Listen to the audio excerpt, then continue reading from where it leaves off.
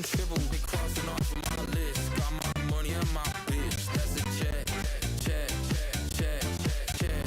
All my mama dead at a crib, retire off of this wrist, that's a check, check, check, fuck it, la la.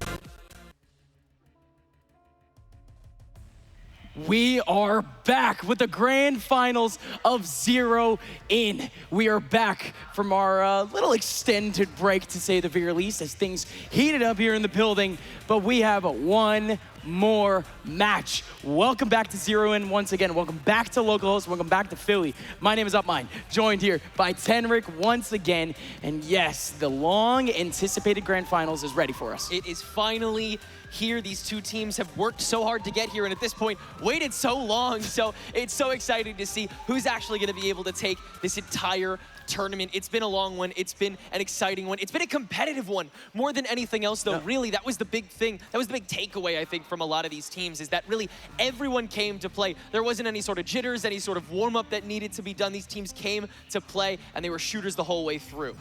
And ladies and gentlemen, let's zoom out a little bit. Let's look at the playoff bracket as we see what's been going down for the last 2 days. Because again, playoffs started just yesterday. We've been going since Friday here with the group stage. 20 teams stepped into this building Friday morning. And right now we only have 2 remaining. At the very beginning, over on the round 16, just to really wind it out, we had so many challengers teams ready and raring to go. Burger Boys, they were just fine moving on to the next round. NBG, Blue Water, Legacy, all making it to that next round. Sad Esports making it to that next round. But then the culling happens in quarters.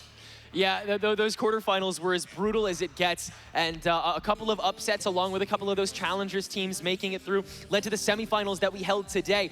And in those, Legacy Kingdom was able to defeat Blue Water in a 3-map slog. They went the absolute distance, and they showed everything they have in their kits, at least so we may think. After that, Nightblood Gaming able to take on Dynamo and ends up with the 2-0 after they start really running away, gaining that momentum and that confidence back, though.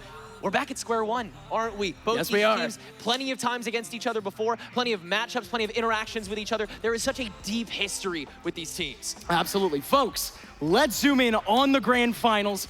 Our first team that we have to talk about here is none other than Nightblood Gaming. Nightblood Gaming led up by one of the most recognizable players from the North American scene, period. Or excuse me, that's not the team that we're looking at. That's Legacy Kingdom.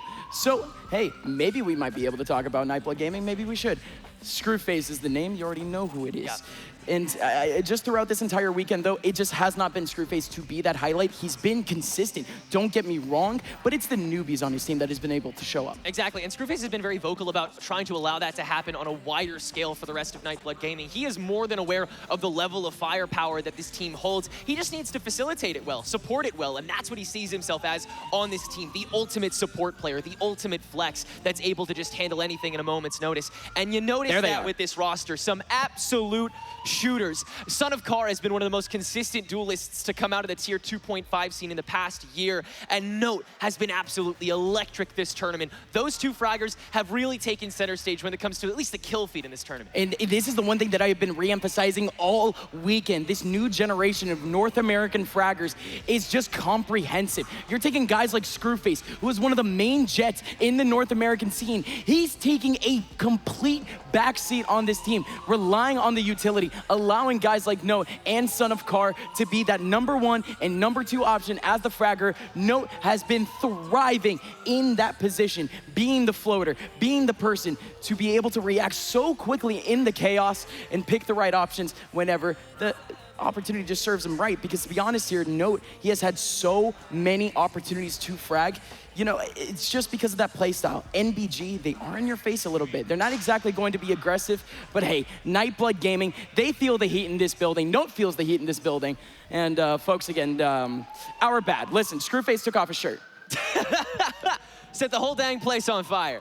But Yeah, cat's out of the bag. Yeah. These guys are just playing so good. The computers are setting on fire. Right. Unfortunate. Absolutely. But luckily, we've got it all wrapped up, and these guys are back again to set the place on fire all over again. Like we said, Nightblood Gaming, they've been so devoted to developing themselves both as a brand and as a team, particularly this year. You know, seeing these young guns really come in with so much to learn, but so much willingness to learn is really refreshing here in the North American community. And beyond that, of course, the vibes. We cannot stop talking about the vibes. These players are all such vibes. They're all so kind. They're all so fun. They're all so nice. It's on the same level as a team that literally just comes in and they're friends. These guys are friends and they're sponsored. Yeah. They are fully organized and they play still semi-professional Valorant as we speak online. Ladies and gentlemen, let's zoom in a little bit more even.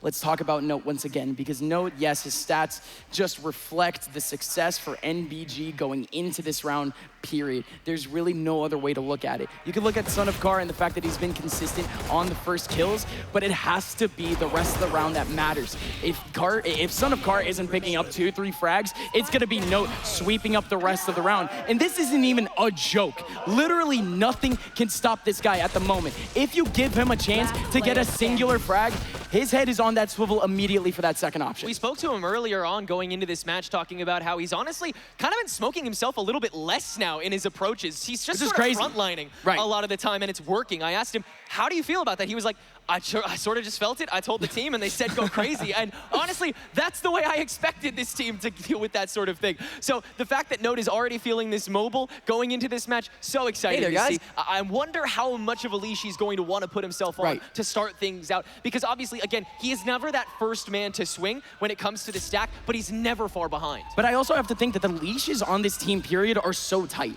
It's not exactly conducive to, you know, allowing Son of Car to just go off on his own and make a play. No, he is not making any plays on his own unless this man is on defense. If you're seeing players like if you're seeing players like Son of Car, you're seeing those nice little stats. None of them are coming out with the puggy LAN mentality that you might expect, especially in some of the earlier group stage play where you do get to see some of the pug squads and you get to see potentially some more amateur games. That's not what this format is conducive of. This format here for Funhaver, it had qualifiers leading up to it. These are all players who basically had to play together before this LAN started. That just has to lead to some sort of structure. It's just different from all of the money squads that we've seen in the prior years here for Valorant tournaments. So just to see, again, organized Valorant being played at such a high level, at really what is considered the low level, it's impressive.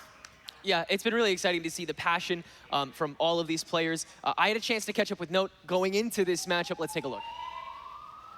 Hey there, guys. I'm here with Note from Nightblood Gaming. Note, you guys are here at the final match of the Zero-in LAN, the finals against Legacy Kingdom. Are you feeling confident going into this matchup? Yeah, I mean, I think we're gonna win. I think we can like definitely win. Yeah. For sure. No, I mean, we've seen you guys stay super confident throughout this whole tournament and continue to have such a good time and such a vibey squad that you guys have managed to have. You guys gonna like go out after this, you think? Is there like a night out on Philly after the match? I'm pretty sure our owners want to like take us somewhere, and I don't know, we'll like make plans like after, like depending on the outcome and stuff. Okay, exciting. Yeah, I think depending on how it goes, for sure. Well, again, real quick, I know we spoke about it a little bit previously, but talking about how you've played into your role specifically, especially in that last match, you really started lighting it up. It was truly undeniable, and a lot of the time, you weren't even playing off of your own smokes. You were kind of just playing chokes and W-keying. Was there a point in which you kind of realized that you were just abiding by that I'm him mentality, or did it just come so naturally? Yeah, I mean, after like the first 3 rounds, like I just like realized like I was just in that mode to just like take every play I want. And, like, I just know I'd win it. And I imagine other players sort of trust you when you say that sort of thing, like, yeah, go for it, let's see it happen. Yeah, pretty much, yeah. Well, we can't wait to see it again on the main stage one last time. Note, thanks so much and good luck. Yeah, thank you. And welcome back. So yeah, as you feel out Note's vibes, as you feel out the vibes from NBG, you just get one very quick response.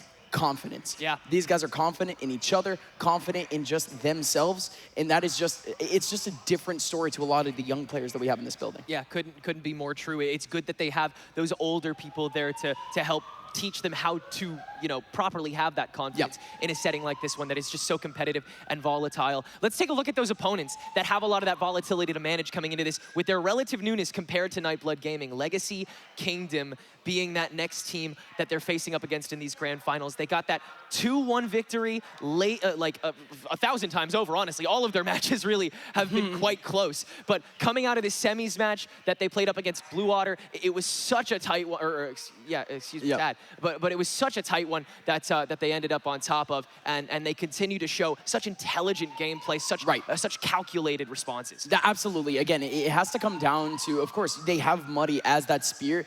His leash is a little bit looser in comparison to the players over on NBG, but you do have to give it up to the fact that you just have all of these options to follow up. Tim, yeah, you do see a 0.99 KD. That is not reflective whatsoever of his impact in the rounds that he needs to be, again, that secondary spear. He has to be that secondary option. He's able to step up to the plate. Even Corrupt, who is on the bottom here, has been playing his life, has been playing objective, has just been playing for the team. Top to bottom here, we have a team in Legacy where, realistically speaking, just the matchmaking mentalities individually that these guys have, that was already enough for them to come into this and just be comfortable in their roles, be comfortable in their own skin. But you guys might hear in a little bit from Muddy. Muddy, he is very, very confident in this team. It's just a little bit of a different vibe here on LAN because yes, online, this team could have synergized in the server, but when it came to just off-server communication, these guys weren't exactly, you know, the best of friends, you know what I mean? It's not like the goons over on NBG. It's simple as that. Well, but after the fact, here at LAN, they have proven to themselves and to each other that they really are still just some fun havers at the end of the day, right? Like they are just that group of friends that has that developmental chemistry that Nightblood can also have.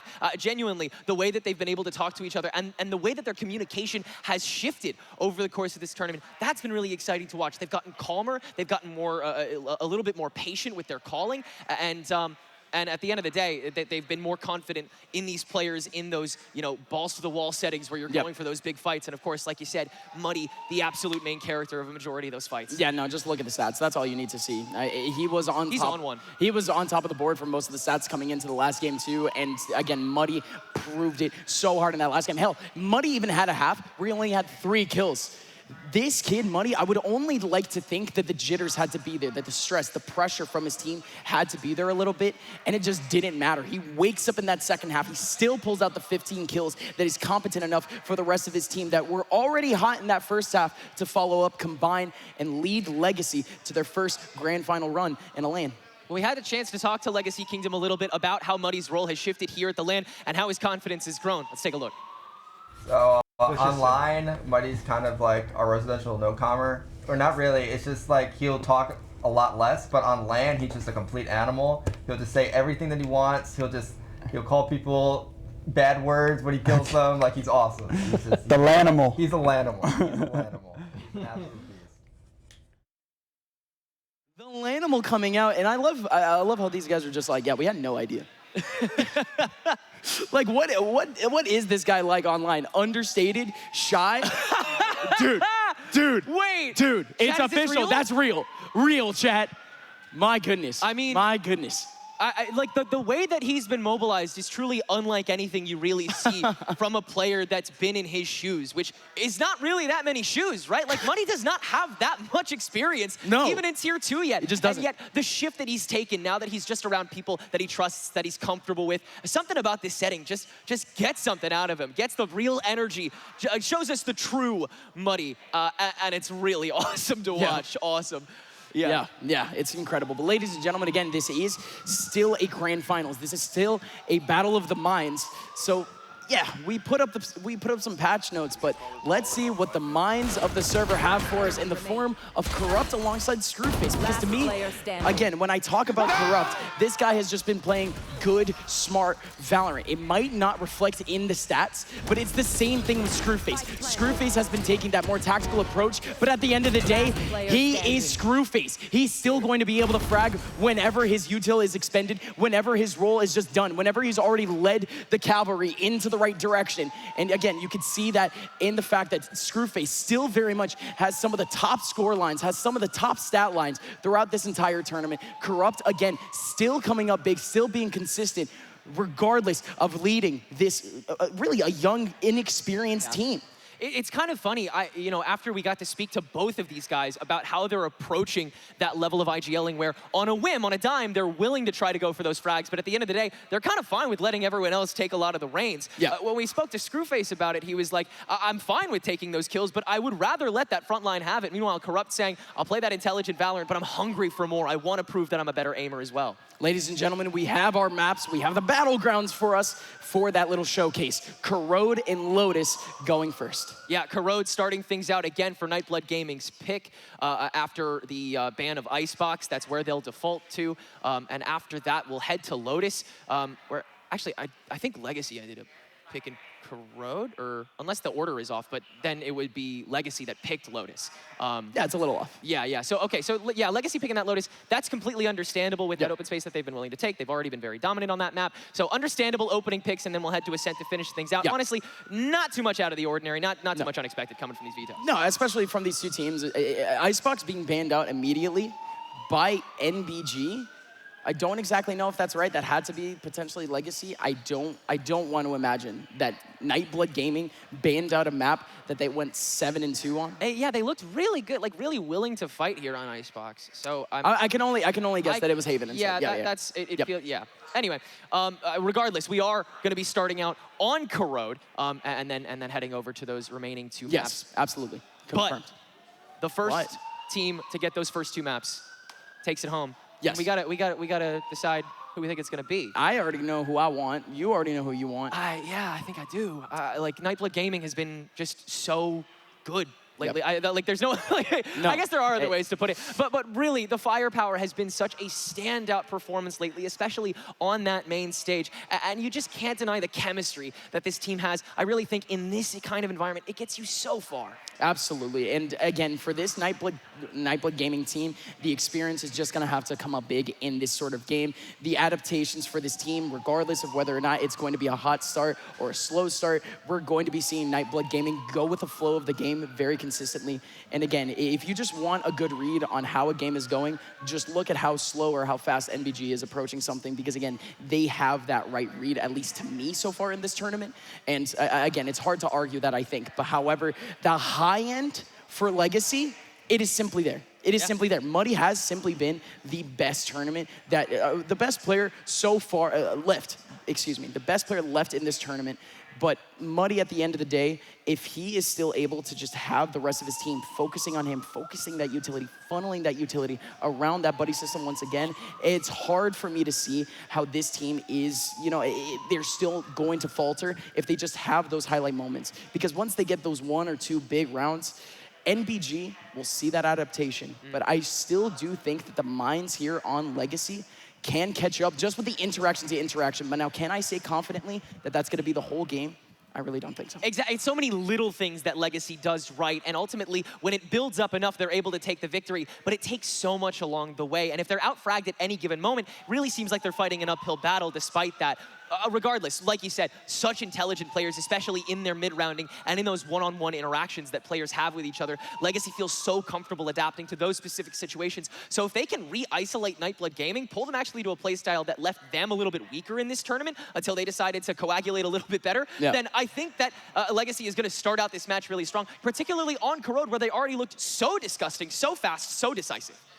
Yeah, and again, it's such a weird matchup, at least to me, in terms of the play styles, because Legacy, again, they want to have a couple of players in your face occasionally. It is a little bit more fundamental in the fact that, again, they just want to play good tactical Valorant. They do maintain all players together when it comes to just that flow into a site. But in all reality here for this Legacy team, they really do rely sometimes on that pop potential. But again, that just leads to just, imagining what could be, what is that high end for this team. So again, I'm not questioning too much the viability of this team here, especially with the fact that we honestly do not know where the mental state of NBG can be in a unbelievably tight game because, again, NBG, they still have dropped the maps that were too close, and the maps that we did see them win were pretty much stomps. So again, if Legacy can come off to a good start, I mean, God knows. It's really tough to say, but there really is only one way to find out. Let's bring out our competitors, starting with your first grand finalists, Nightblood Gaming.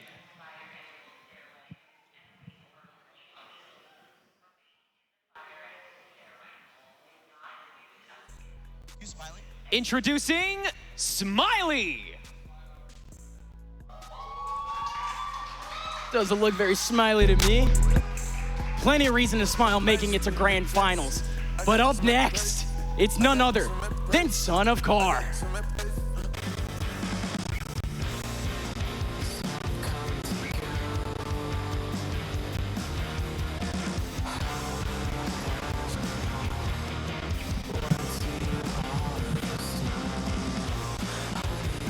Coming up next, Screwface.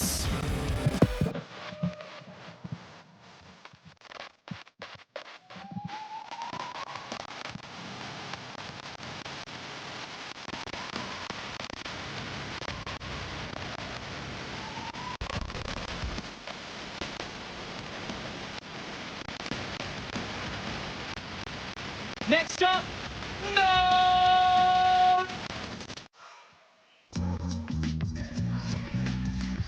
Okay. And finally, Kumi! All caps when you spell the man's name. This is Nightblood Gaming. Give it up for your first grand finalists.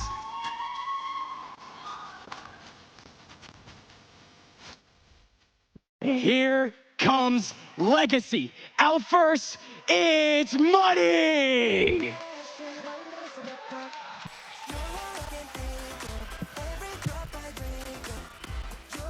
On the opposite spectrum of the age spectrum, it's none other than Jonah.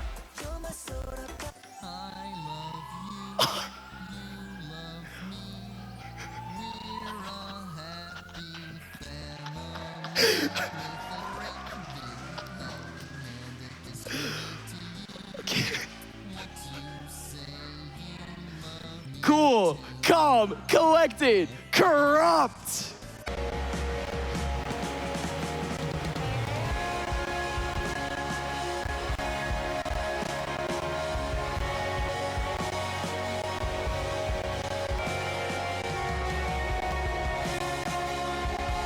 Up next, give it up for Tim!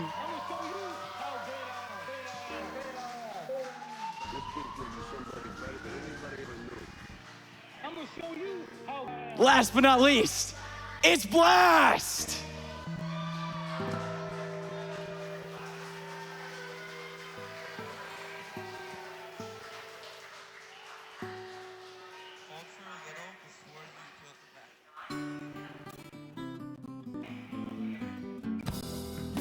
These are your grand finalists, ladies and gentlemen. Nightblood Gaming, Legacy, facing off for the lion's share of 10K. Good luck to both teams.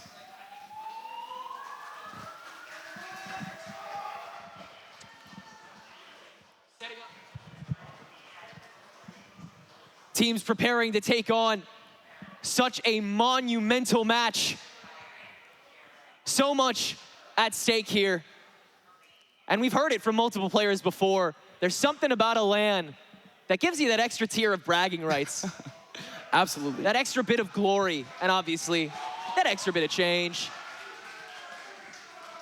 We'll certainly help these boys out.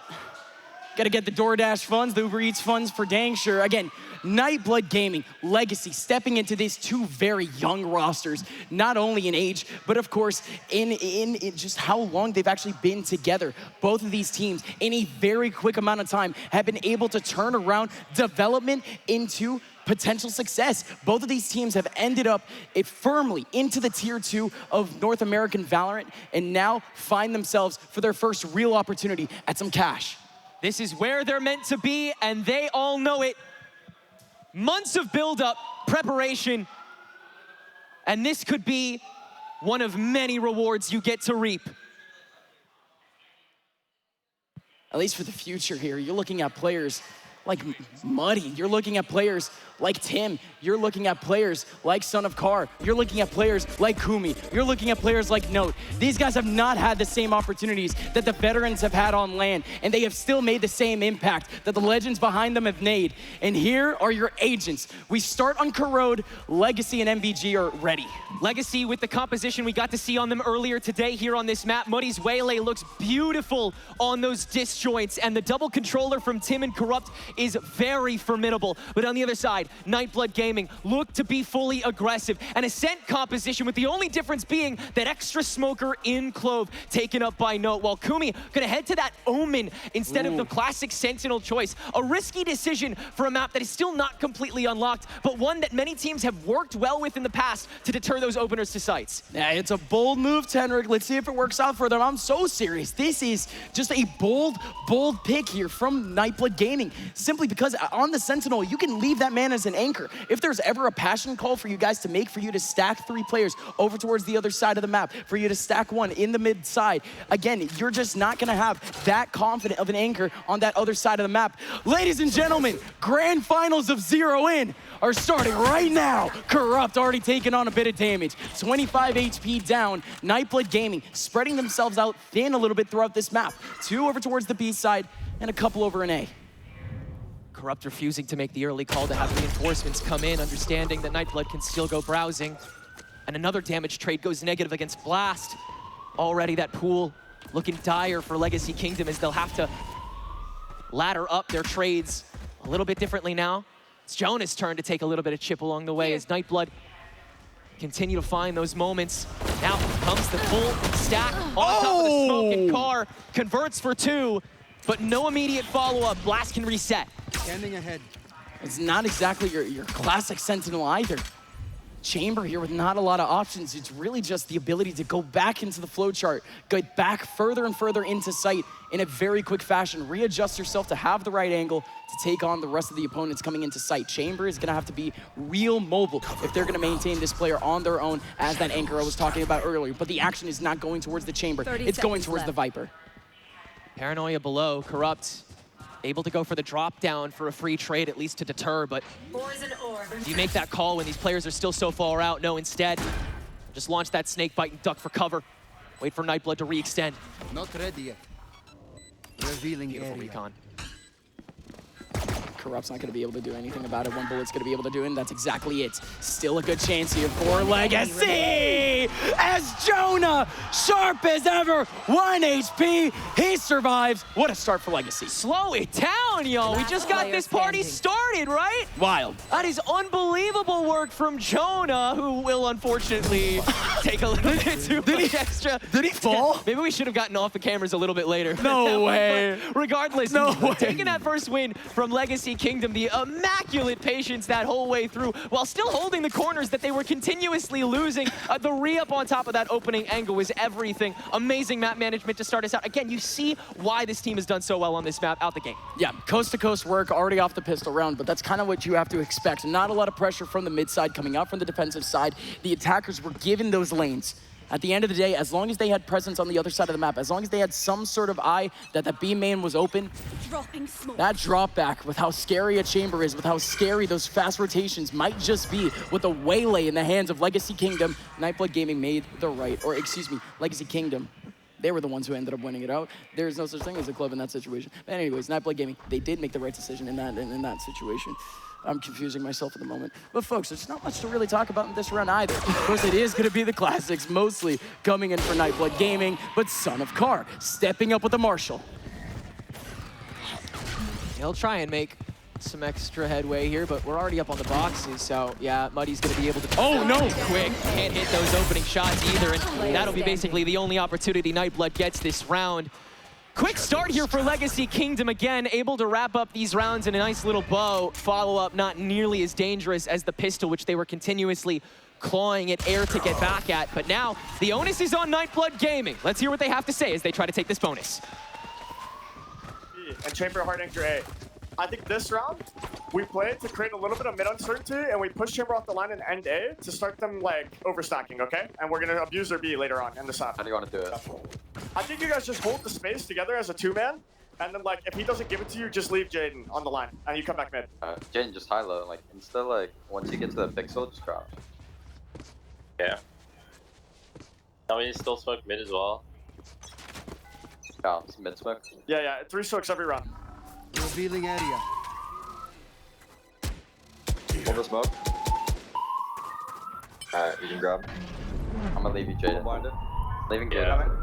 Flashing, guys. One more B. Push over to A. Just hold it for a moment. I think you guys refight B, bro. I can stay walled up mid. Certainly come. You want to go through Can mid you or spawn? spend 1 smoke and put it here? Don't have. What do you mean there? Like On the green ping, yeah, on the green ping. That's where his alarm bot is. Oh, alarm bot. Okay, I don't know. He's top mid. He saw you guys walking. He's on B. I only have one He's smoke. in. I can dash. Yes, no, Dash, you don't. dash. I'm right clicking. Backside. Backside. One CT. One enemy Give me remaining. the Nice. CT. Yeah. 2 He's of you up are low. 1 to the outlock. He plant, get off. 30 seconds left. I'm holding heaven from. I'm smoking your elbow. I'm smoking your elbow. I'm holding it. Reach tuck, let him drop from heaven type shit. I'm tucked, but you can walk out spawn. That's fine. Steven Are you has. holding elbow? Steven, okay. Yeah, we're perfect. I'm holding the heaven drop, like the drop on the site, top site. Okay. Dropped. Nice. Good job, guys. Dude, I like pre-fired this guy and I didn't even know he was there. Me and Mudkip had probably the worst fight in Valor in history, but I got his ass, so. Worst flank in Valorant history. I'm sure somebody out there can really confirm that. I don't think that's the case. But yeah, no, what an attempt there coming out from Legacy. Legacy pushing the situation back over towards B main, and ultimately Nightblood Gaming, they had a 50-50 there. They had no information back over towards B. They had no information about the players in A. They make the gut call, and B unfortunately was a little bit of that wrong decision, but they were still able to land on their feet. Kind of strange for me to say, but I love hearing Screwface call Beyond the Grave. He's very aware of how much he needs to say and when he needs to let the team do its thing. And especially when you're dead, it's tough to find that balance of calming as, again, the center of your team's comms. Just really, again, great chemistry between these guys. Love getting to hear them work. And the chemistry for Nightblood Kingdom is growing by the minute, as it seems with this LAN. As Nightblood, they've already grouped up 3. They're going for a group push, potentially back over towards A. They're thinking about that close approach, but this is just gonna be a car crash. It's gonna be a 3-on-4 here in the middle of main. Smiley going in, taking down Blast. Still a lot more work to do here for the defenders as they back up in the flow chart. They back up into the back of A. It's not a bad position for them to be. They have the right angles, and they have the right player here. Muddy looking for more, but he goes down to Kumi. What a shot from Smiley and Kumi. Nightblood Gaming firmly in sight now. 9 HP remaining on one of them, and very low HP on another. This is not good right now for Nightblood. Corrupt might have a one-on-one against Smiley, but Smiley's backing up. This is so dangerous, but it's Screwface with the cutoff. It's all on Jonah. Enough management to make it through, and a terrific usage of that null command to throw Blast off, thinking he could TP back on that A main with so much time, but he didn't have a second at all. Ult was procced, couldn't TP, free kill for Nightblood. Collapse on the site, take what you can get when you can get it. And terrific work by Smiley to alleviate a lot of the extra pressure that was going on in the outskirts there. That fragment in particular, doing a whole lot of work in fleshing out the site and giving them all this juicy time to work with now that Jonah is unable to do a thing about it.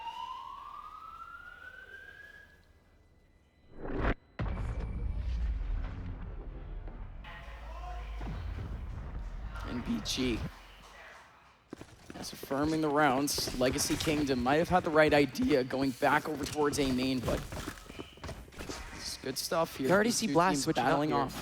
off. He's gonna go hang out with Corrupt on B now instead. He wants pushes like that. He wants like set plays like that to be far less certain. Because NVG did that with no intel. They did that with no idea that Blast was necessarily on that spot, but they were willing to take that risk. And so, again, if Legacy can find that micro moment and punish it, reduce a little bit of the util, that's to their strengths. And early on, Nightblood Gaming, they're just going for pure recon. It's attention all throughout the map. Every choke point of this map has a player here, but Blast looking for a pick or two and looking to back on out. Good. TP back, misses out on 3 shots, gets a little bit of damage, needed to back up immediately. So a lot more work to do here for Legacy Kingdom if Nightblood Gaming still decide to go back into this B site. And if anything, they're corralling themselves. Legacy Kingdom, they might have the right read here, but they're making maybe some passionate decisions. Corrupt going into the bottom of mid. You almost had a 4-man walk up into that same spot.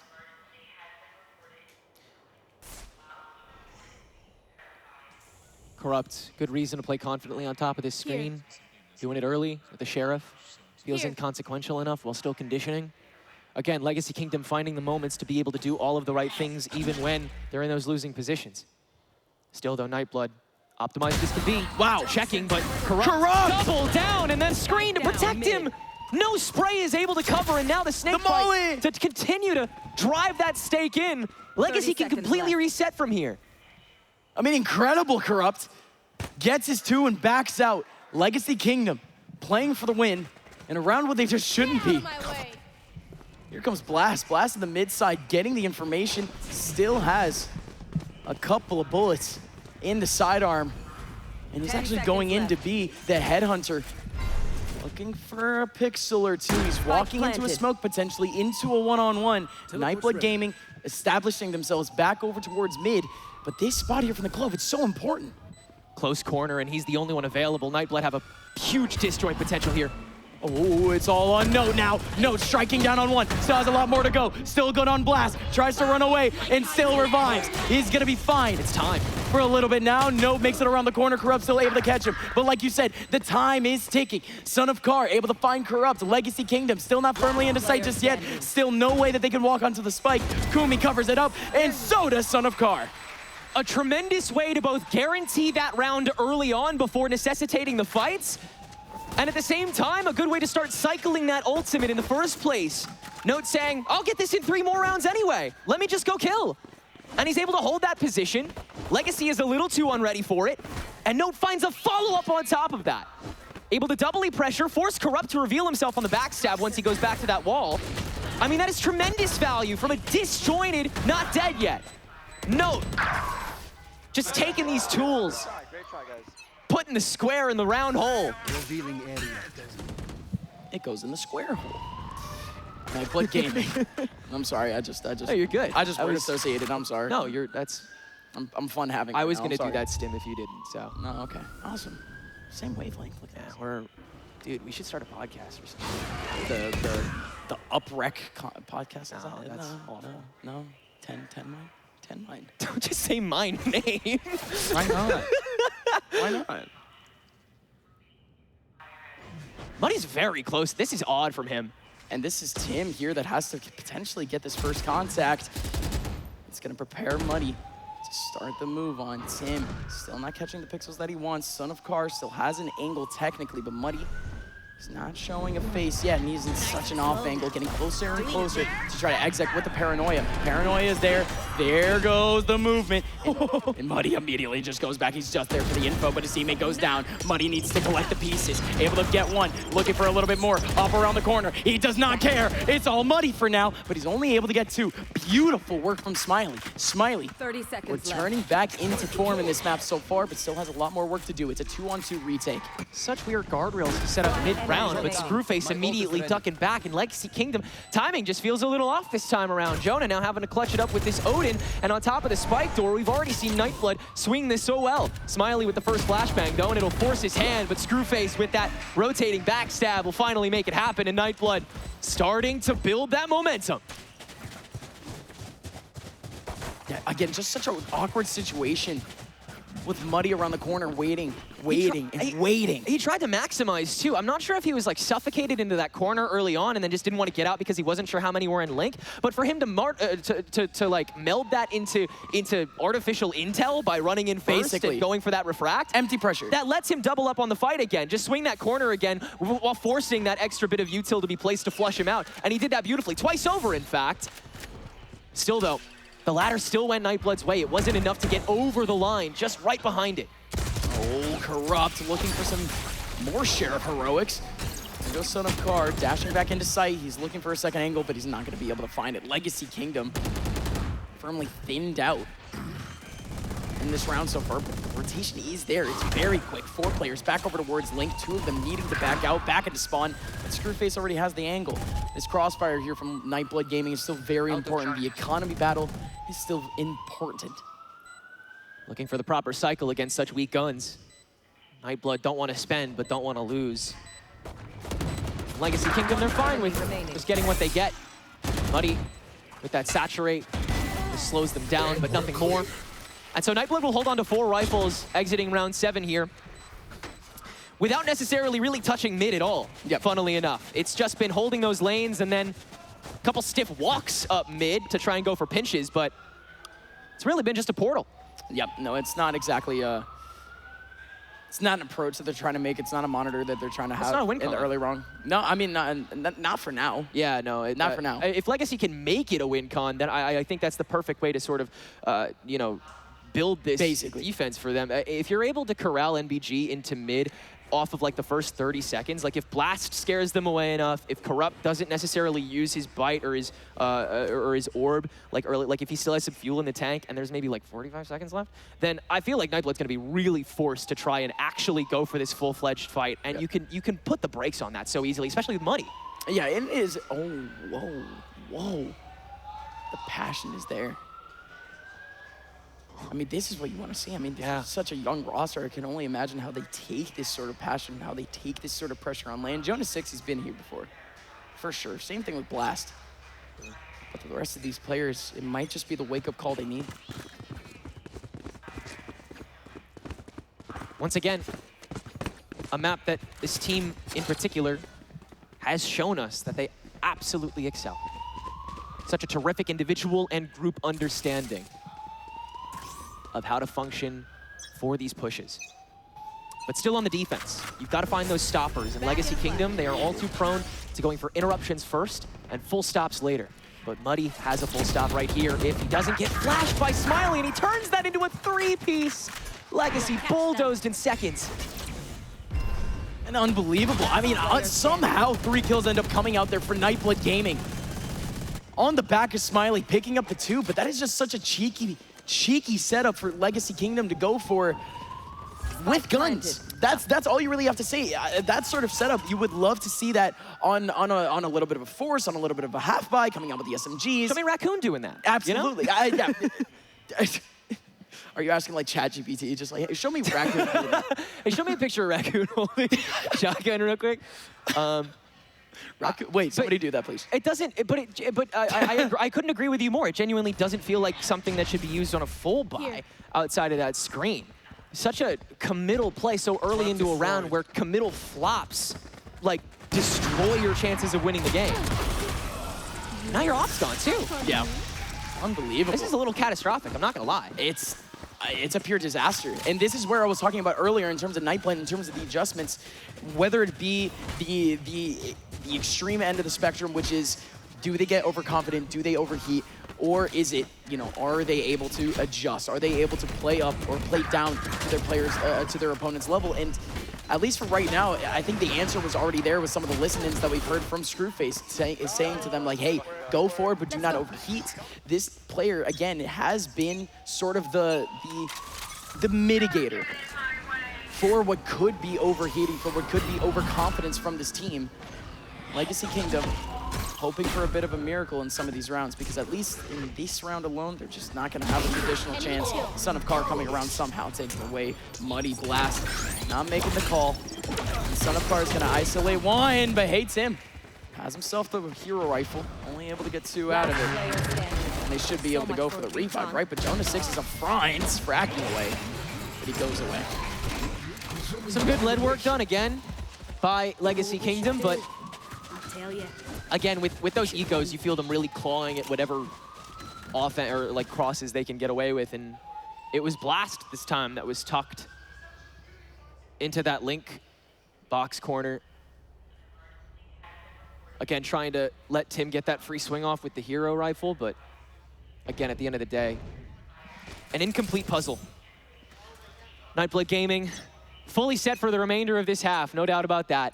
Ults, eco, morale, all there. Legacy just can't let this slip any farther. Ooh, Nightblood Gaming might have a bit of pressure over towards that mid side. This is, again, very interesting setup here. That's the spike in mid. KO might be getting into a little bit of an awkward setup here, but this is just such a combination. Hunter's Fury looking to spread out these players over in the back line, but it just does not matter. Amazing TP coming in from Mudkip, and that just works out for two. Almost collecting another one behind the smoke. Muddy back with his head on a swivel once again, and it comes at the perfect time. Spike is now down in front of him, and he's just gonna be able to maintain it. One more player remaining here for Nightblood, and that's just it. Might be the most valuable convergent paths we've seen on stream from Muddy so far. He's been really looking to find the moments where he can cut in the middle of a stack and slow everybody down and just dive in and cut right through the middle of it. But conceptually, even on Corrode, it's so difficult to be able to time that properly. I mean, you saw that ult was active. He light speeds directly in, and even still, he barely has any gap of time to properly adjust himself before the entire stack can look back at him again. An entire kit emptied. And Muddy, still the shots are the most important thing about him. He makes it work. Where does the response kind of lie here for Nightblood Gaming? They do more or less make the same approach. But Legacy Kingdom, they have not shown any aggressive looks whatsoever, really. This monitoring of these back main areas is almost kind of null here for Nightblood Gaming. They're not getting any mileage out of it. These three players, though, it really is just necessary that they only have 2 or 3 players for that sort of approach over towards the B site. They just get into a single trade. They don't overcommit whatsoever into that B site. Just show a couple of pixels, show a shoulder. Blast in the mid side, shows a shoulder. Note catches him. And now Nightblood Gaming, they can stretch out. They can relax a little bit, not for too long. 45 seconds left. It's true, you still gotta be careful with this sort of thing. With Tim able to TP at any given moment, there could be a stack available to meet this. Again, nothing guaranteed. 30 seconds left. This double initiator gets you that front line, nothing more. Yeah, but Jonah is not going to have an aggressive look by any means. He's not going to have really any information. If this Prowler somehow gets him some info, I mean, it might. No, running away. Tim wrapping him up. This could bring it back to a 3-on-3. But Smiley, however, gets his own pick. No doing the same. This is a clutch here for Tim, and he just can't get anything done. No with a 3K at the very end of the round. Nightblood just a little faster with that fighting, and Tim the only one able to hit those shots at the end of the day. That's all that matters. But the timing still from Legacy Kingdom looks good. Again, they understand the macro of their game plan. They understand the fact that they need to time themselves properly, and they're doing a great job of doing that. It just comes down to being able to match up with that aim at the end of the day. And I think we're starting to see Nightblood Gaming be a little bit more concise in being able to wrap up kills and move on to the next task. A chance to make this a 9-3 half with a not dead yet on the table. Nightblood Gaming look to rush B. Oh, the knife misses out. It doesn't go deep enough. Smiley, I mean, it would have been good enough just for the ping behind the wall, but Smiley's still able to get the frag. 2 players needed to back out into a little bit of a safer spot here on B, but they have all the information. Nightfall coming in. Corrupt. Spike down. Still alive here, and it's actually Tim. Tim coming up from behind, pulling up a Paranoia, still looking for a little bit more. Screwface not showing a face. And Son of Car, who had his angle, doesn't get him. No, still alive. Needed to stay alive on the Clove. Got it, but Muddy comes around from behind. In Legacy Kingdom, they needed a hero play there from behind for them to make that last round work. The perfect Nightfall executed into Tim's TP that wasn't heard by a soul. Able to get the easiest backdoor imaginable and speed run that flank for the sake of Legacy Kingdom. But on top of that, Note still providing that ever-present threat. Thank God Legacy Kingdom had more people for once. Seems that's the only way they're able to truly guarantee a round. Until then, you really have no idea what to expect. Nightblood Gaming continuously coming to eliminate every variable that Legacy Kingdom try to bring. But as the sides swap up, we're liable to see that aggression stem out from Legacy again. And with the way that they execute on top of this W key oriented team with Blast and Mudkip at the helm, just locking it down, this game is not close to done. Oh, and they start off with a bang. Son of Car picking up one. That's Note with another 3. This round is over before it started. No! Just walks into it. I think he's on one again. Again, this guy has been the most confident that we've ever seen him this weekend. He feels so goated at the moment, and this team is letting him do whatever he wants.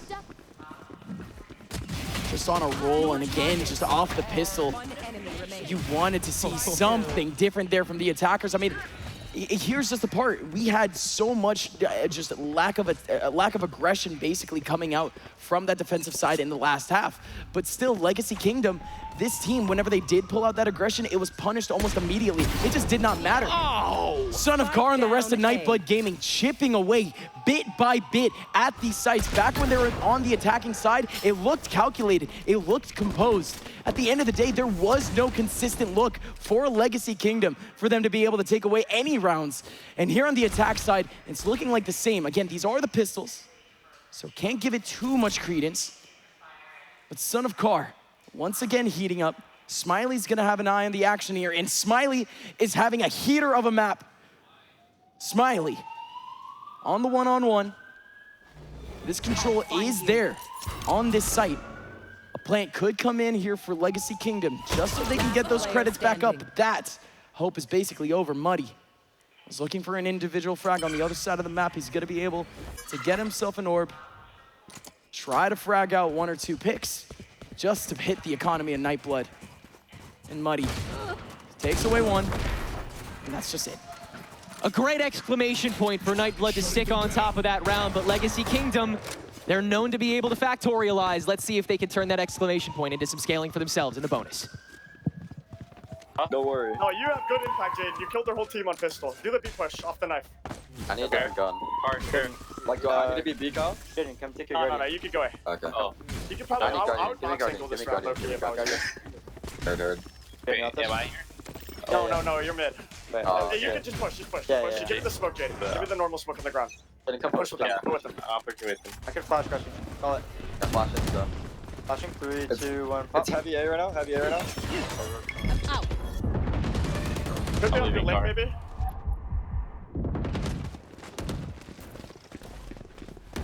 Kyle, do some damage for me. Alright, they're dead.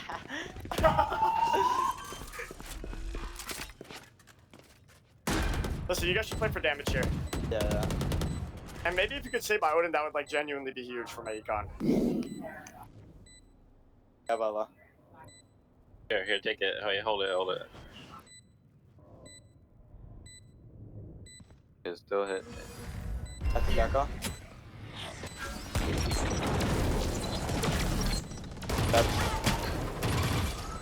Passing on B. I'll be getting like now. Push left and push right. One enemy remaining. Good damage. Wait, one more time.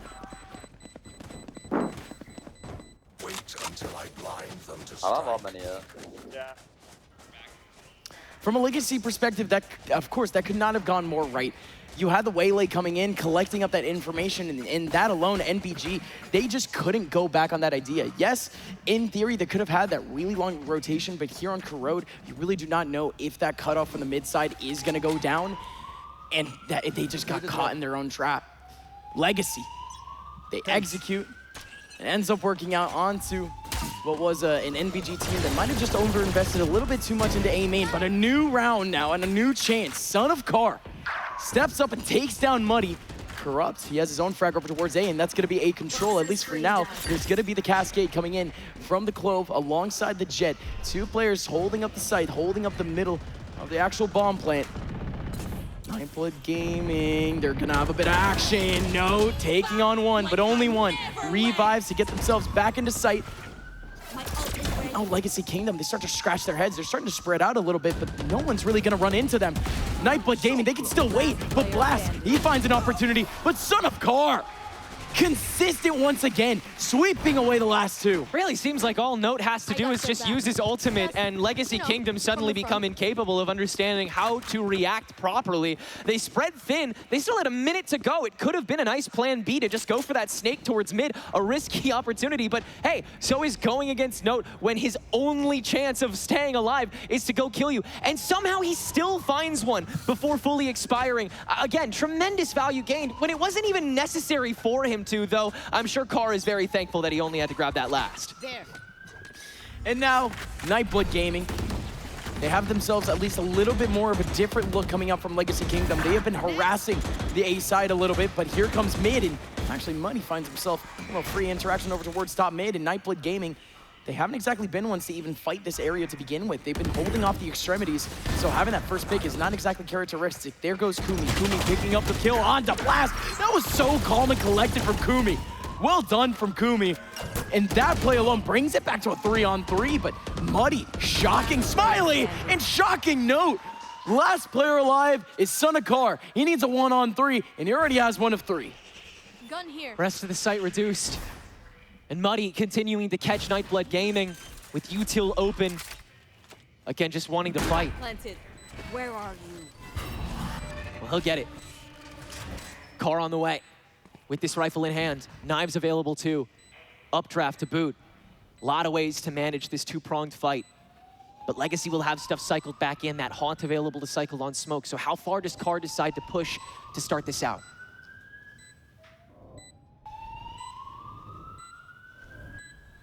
The smoke could be able to just take it down to half, really. Yep.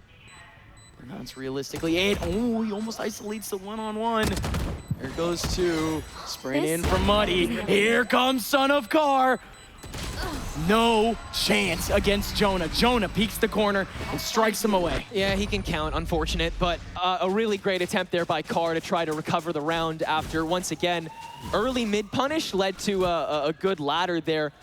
Still, some impressive stuff from both sides that time around. Kumi, cool as a cucumber, just holding that line on the defense for the A-Link. Gets him that secondary kill, but finally that economy has been reduced to rubble here in this defensive half for Nightblood. And Screwface maybe a little less keen to hold mid off rip with this open. Oh, Blast, he might get exposed, but no, he doesn't. TP's away immediately, and Son of Carr just can't do anything with his approach. Just had to be a bad execution there, and just can't fully decide on which target to go for, but Legacy see that as a perfect excuse to just run it down as much as they need to from here. And again, the cavalcade of kills will come calling for them. Smiley, once again, self-enabling, always able to find one at the least. And no, he's back. Yeah, let's see what he can do, right? But no, Legacy, keep stable. 7-11 now, ults on the board. Starting to build this cork board, starting to get the red wire laced up on it.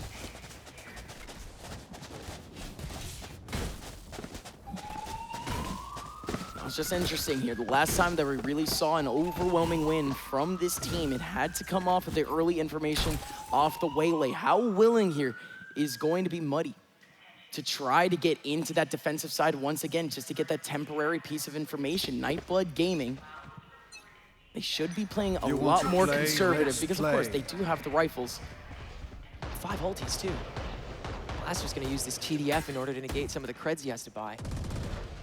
Any manner of doing this is acceptable for me, but I'd love to see the converging paths go ahead and get used now. Somebody can try and farm another one, but Tim, there's a hell of a lot of value. No ult necessary, just swinging out for 2. You can see the value in the fight here for Nightblood Gaming, though. They do not want Legacy Kingdom to scale into this site where their ultimates, they're just going to be more useful, right? It's just more pointed, it's just targeted. They don't want them to get close, period. But also with that mentality, you also can just give up the early frags. You can also just allow this other team just to not use their ultimates at all. Planted. That's exactly what's happening. Things are heating up again. Yeah, I think, is the building on fire, like actually on fire this time? Did you take your shirt off? Here. Did you take your shirt off? I did, actually. How'd you Nice. know? Thanks. Well, yeah, this will be 8 for Legacy Kingdom. No doubt about that. Feel like we might need to do a tech pause of some sort. Yeah, after this, a little, but, yeah. Meantime, I'm curious if... What? Oh! Opa! Even the players are applauding. Hey! Now we just got the normal fire alarm. Yeah. Incredible. Incredible. Back to normal. The sweet sounds of LAN. Oh, boy. So, Nightblood fully set now, but Legacy still able to hold on to a lot of ultimates for this round coming into it now. And again, I would love to see that convergent paths in particular get utilized by Muddy in a round like this, especially when he got the Guardian last round. Feels like he wants to be able to, I don't know, go for a more efficient sort of like killing spree with a slightly lesser gun, but with that ultimate that's able to just cut such a deep hole. Yep. It is a little bit difficult for you to try to mitigate, but at the end of the day, they still did have way too many interactions in that early round for them to even have to deal with. Yeah. It is overwhelming, but again, if they do have the players in the right positions as they would usually have, it shouldn't be that bad of a response. It shouldn't be that difficult to deal with. But we do have yet another pause. This one is a true tactical one, as you see Screwface spit. What are we zooming in on? Who was that guy? I don't know. What's his name? I think the fire alarm is fully gone. Like, both. That's incredible. I think we're good? I think we're good. Guys, I think we're like a normal LAN again. Cool. All right. I guess a normal LAN would have something like that happen. I guess we can just watch and listen to the video game, know, I we guess. Just watch this game. Oh, Come on. All right, that sucks. I like my little aesthetic going on. My always in danger aesthetic. Always on the edge of my seat. It's great for casting, actually, too. Yeah, this is very edge of my seat core. It's exhilarating. Folks, Legacy Kingdom, they're not No pushing toxic out the screen this time. situation whatsoever. And the toxic screen is only going to be coming up from Legacy Kingdom, Yeah. just off the condition wall. Yeah. No immediate play off of it, though, save for Corrupt. He's been really keen to just walk up on it on his own. But no primary call for B main either. So, seems like Legacy Kingdom do kind of want to goad Nightblood into this again. We're ahead of that smoke. Screen. So Legacy did have their screen up, and is that same wall up towards the mid side. Muddy Bring them down. does take down Screwface, but this is still a little bit of a difficult situation with Note coming up from behind. Note! Always good. ultimate again. Always good for multiple. No able to get two, and he survives still because of the revive, and here comes the push. Two players trying to hold it down. Muddy, Blast, not able to hold it down. It's Son of Car and Smiley to give NVG Match point. map point for now. That Clove Flower became a Venus flytrap, and Note finding new ways to weaponize this ultimate every single damn time he uses it. This time, the ultimate mandatory pinch. Either face me or face the rest of this team, and I only got a couple seconds left to go. A ticking time bomb that Note detonates once again in the perfect position to give Nightblood map point. And again, that just is a little bit ridiculous. Nightblood Gaming, they didn't show any of those looks. They didn't show any of that aggression. Back over towards B main, back over into A main. But now, they've been unlocked a little bit. Son of Car stepping up. You even see No once again stepping into a deep spot. This time over towards B. But the attack from Legacy Kingdom quickly going into A. It's going to be Muddy on that front side. Son of Car close holding that operator in the hallway, and he spotted one to chip. Now comes the rest of the push, and Muddy's got to just be quicker. What a trade. Nothing left in the kit either, so it's got to be just bare bones, and Tim can't find a thing. 2 to go now as Smiley goes for that exec outside of the smoke. That's gotta be grabs it. his as well. Spike down Muddy A. in a 1v4 to try to save this map. No way. That's a start against Smiley, but everyone's here on the site. A minute to go, and Spike now free. Muddy could arguably reset, but Screwface on the outskirts, throwing away those Odin shots to completely deny any idea of an escape plan. It is do or die for Muddy here on map 1. Screwface holding outside with that Odin staunchly. The door that Spike is ever present on. The door that no doubt Legacy wants to bring this Spike to keep this game going at least one more round. Is the door that Mud must eventually face. Oh, and he First one peeks! gone. It's 30 1-on-1! seconds left. No gives up the 1-on-1. Muddy has no idea about the close man, but he's still gonna peek it! And Note still shuts it down. Nightblood Gaming pushes themselves over the edge for map number 1 to Grants. Execution playing a massive role, but I mean, Note had highlight after highlight after highlight on that secondary smoke, playing such a crucial role in both deterring a lot of the weapons that Legacy brought in to be able to play off of their own cover, and also just killing a whole darn lot. Yep. Son of Car, absolutely incredible, just on the first contact, just doing his job. That's all you really need to care about in terms of that, man. Note, in terms of him actually being able to mitigate something on that defensive side, he was, again, still going to be that second option. As the Clove, he really only just needed to play his life, play those smokes. And at the end of the day, he was still able to find that mileage, still able to find a couple of cheeky plays. And at the end of the day, the play calling for this team allows for it. They want the individuals to make the plays if they're confident enough for it, if they're truly feeling it. And again, they gave him, you know, sort of that release the leash sort of situation. But it's not like Muddy. He wasn't on his business throughout this game. The trades were so sharp from this man, and it was the same thing throughout realistically the rest of NBG. Legacy might have slowed down a little bit this game, but you had players like Smiley, Kumi, two players who, again, we keep talking about some of the lowlights in this tournament, but they have some consistent highlights, and this last map was surely one of them.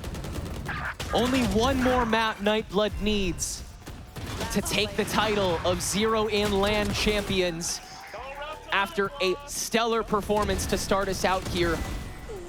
In turn, again, you gotta give props to the composition that Legacy Kingdom came up with for this.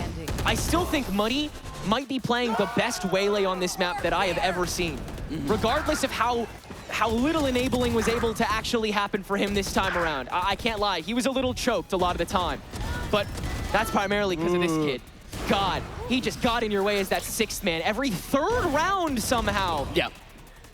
And he was just always present, whether it was because he was backing out that first fight or it's because he was setting up the last. It is a little bit ridiculous, to be honest. Oh, okay, that was crazy. Nasty over in your top left of your screen. But that is, again, your map done and dusted. There's NBG on your left. Note, of course, ending up with 26 frags on the Omen. Son of Car consistent in that second half. Most of his kills coming then. You had Smiley in that first half already coming out with double digits. You still had a pretty good game. Oh, well, actually, no, I don't think this is the right stats, but that's... Well, no, it wasn't 26, but still, it was actually a fairly similar story to what I just said. It was still Smiley, still showing up with those double digits. You still had No with over 20 kills coming out from this game. So still consistency throughout this team, which is just something that we were kind of asking. You know, if that was going to happen going into playoffs, they put it together. Yeah, 100%. Questions 100% answered, at least to start this thing out. But going forward, going to Legacy's map pick of Icebox, we wonder, where does the plan develop from here? Because again, the intelligent Valorant that we saw from them has been the consistent highlight so far. And how do you really play intelligent Valorant on Icebox? No offense to the poor guy, but the map is so unlocked, the map is so figured out, and we already know the compositions that these teams tend to go with. Spoiler alert, pretty conventional, pretty by the book for the most part. The only real change that I think has happened recently has been just the advent of Viper and the popularity that she's had lately on that map. Everybody just making sure they're settled on her. But really beyond that, it's tough to know what switch-ups are going to be able to happen, what mix-ups that Legacy can bring to that follow-up map. But hey, we're too far off. Note going 19, Car ending up getting that top frag. But I mean, still, Legacy, you saw the dents that they were able to make. Yeah, no, Son of Car, again, like I did end up mentioning, a lot of his kills coming out from that second half is still a consistent look. Just because he's on the Jet, he has to be consistent if this team wants to succeed. And that next map, by the way, is going to be Lotus. Lotus coming in for us in that second map. Still a lot of experience for both of this team coming out of this tournament. So again, we're still going to be seeing some pretty consistent looks throughout the board. Right. Ladies and gentlemen, thank you all so much for watching Zero in so far once again. Again, this stat line should be consistent for the rest of this series. We need a little bit more from players like Blast and from players like Corrupt, but at the end of the day, we still ended up seeing the highlights from Legacy. Muddy did show those colors that we've been looking for, that we have been interviewing, that we've been showcasing this entire time. Folks, we're going to go send it over to a break. Again, thank you so much for spending some of your Sunday, some of your weekend with us here in Philadelphia for Zero in, hosted by Funhaver. We're going to go to a break. We'll be right back for map number 2.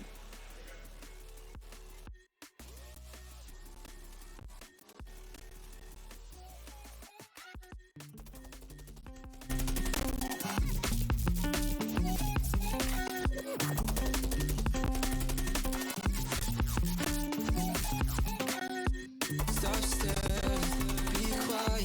Look at me, there I go, so you know what's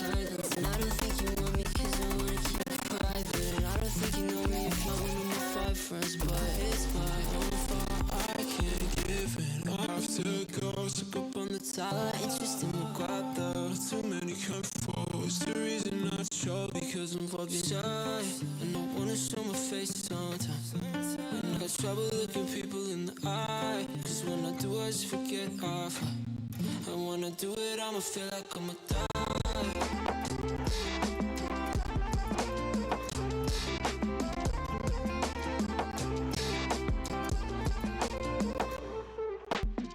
I prefer to stay inside with the lights off. Text before you came because otherwise it might fall through. Any social, but I had to show. Well, the crowd's getting loud and my vibe in the stairwell. 'Cause it's my own fault, I can't give in. I have to go stuck up on the top floor. Apologize 'cause my goodbyes. Let's reschedule when I'm not shy. And I don't wanna show my face sometimes. And I got trouble looking people in the eye, 'cause when I do I just forget all. When I do it I'ma feel like I'ma die.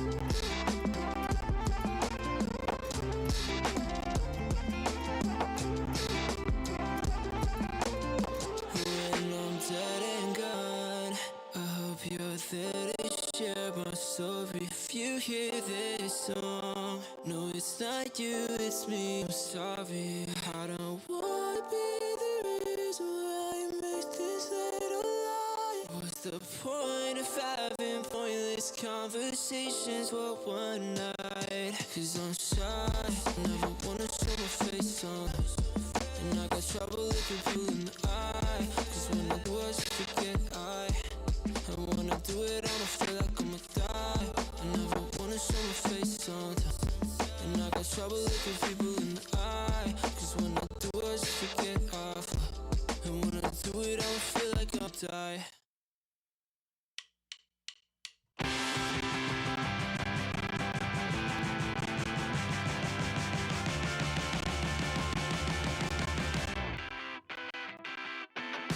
It's been a while, I've been out on my own.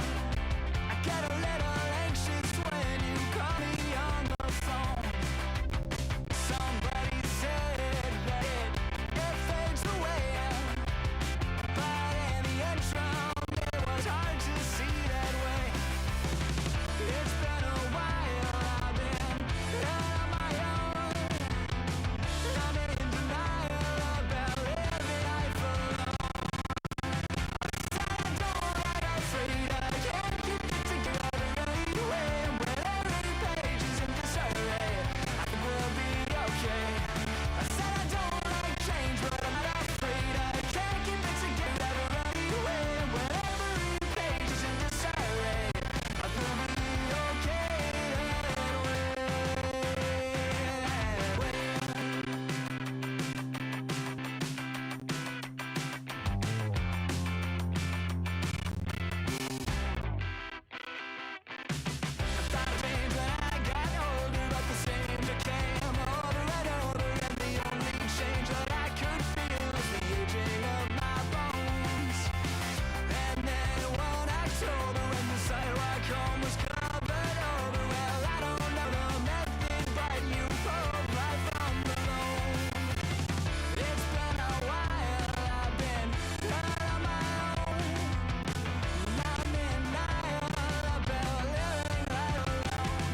I said I don't like change, but I'm not afraid I can't keep it together anyway. When every page is in disarray, I think we'll be okay.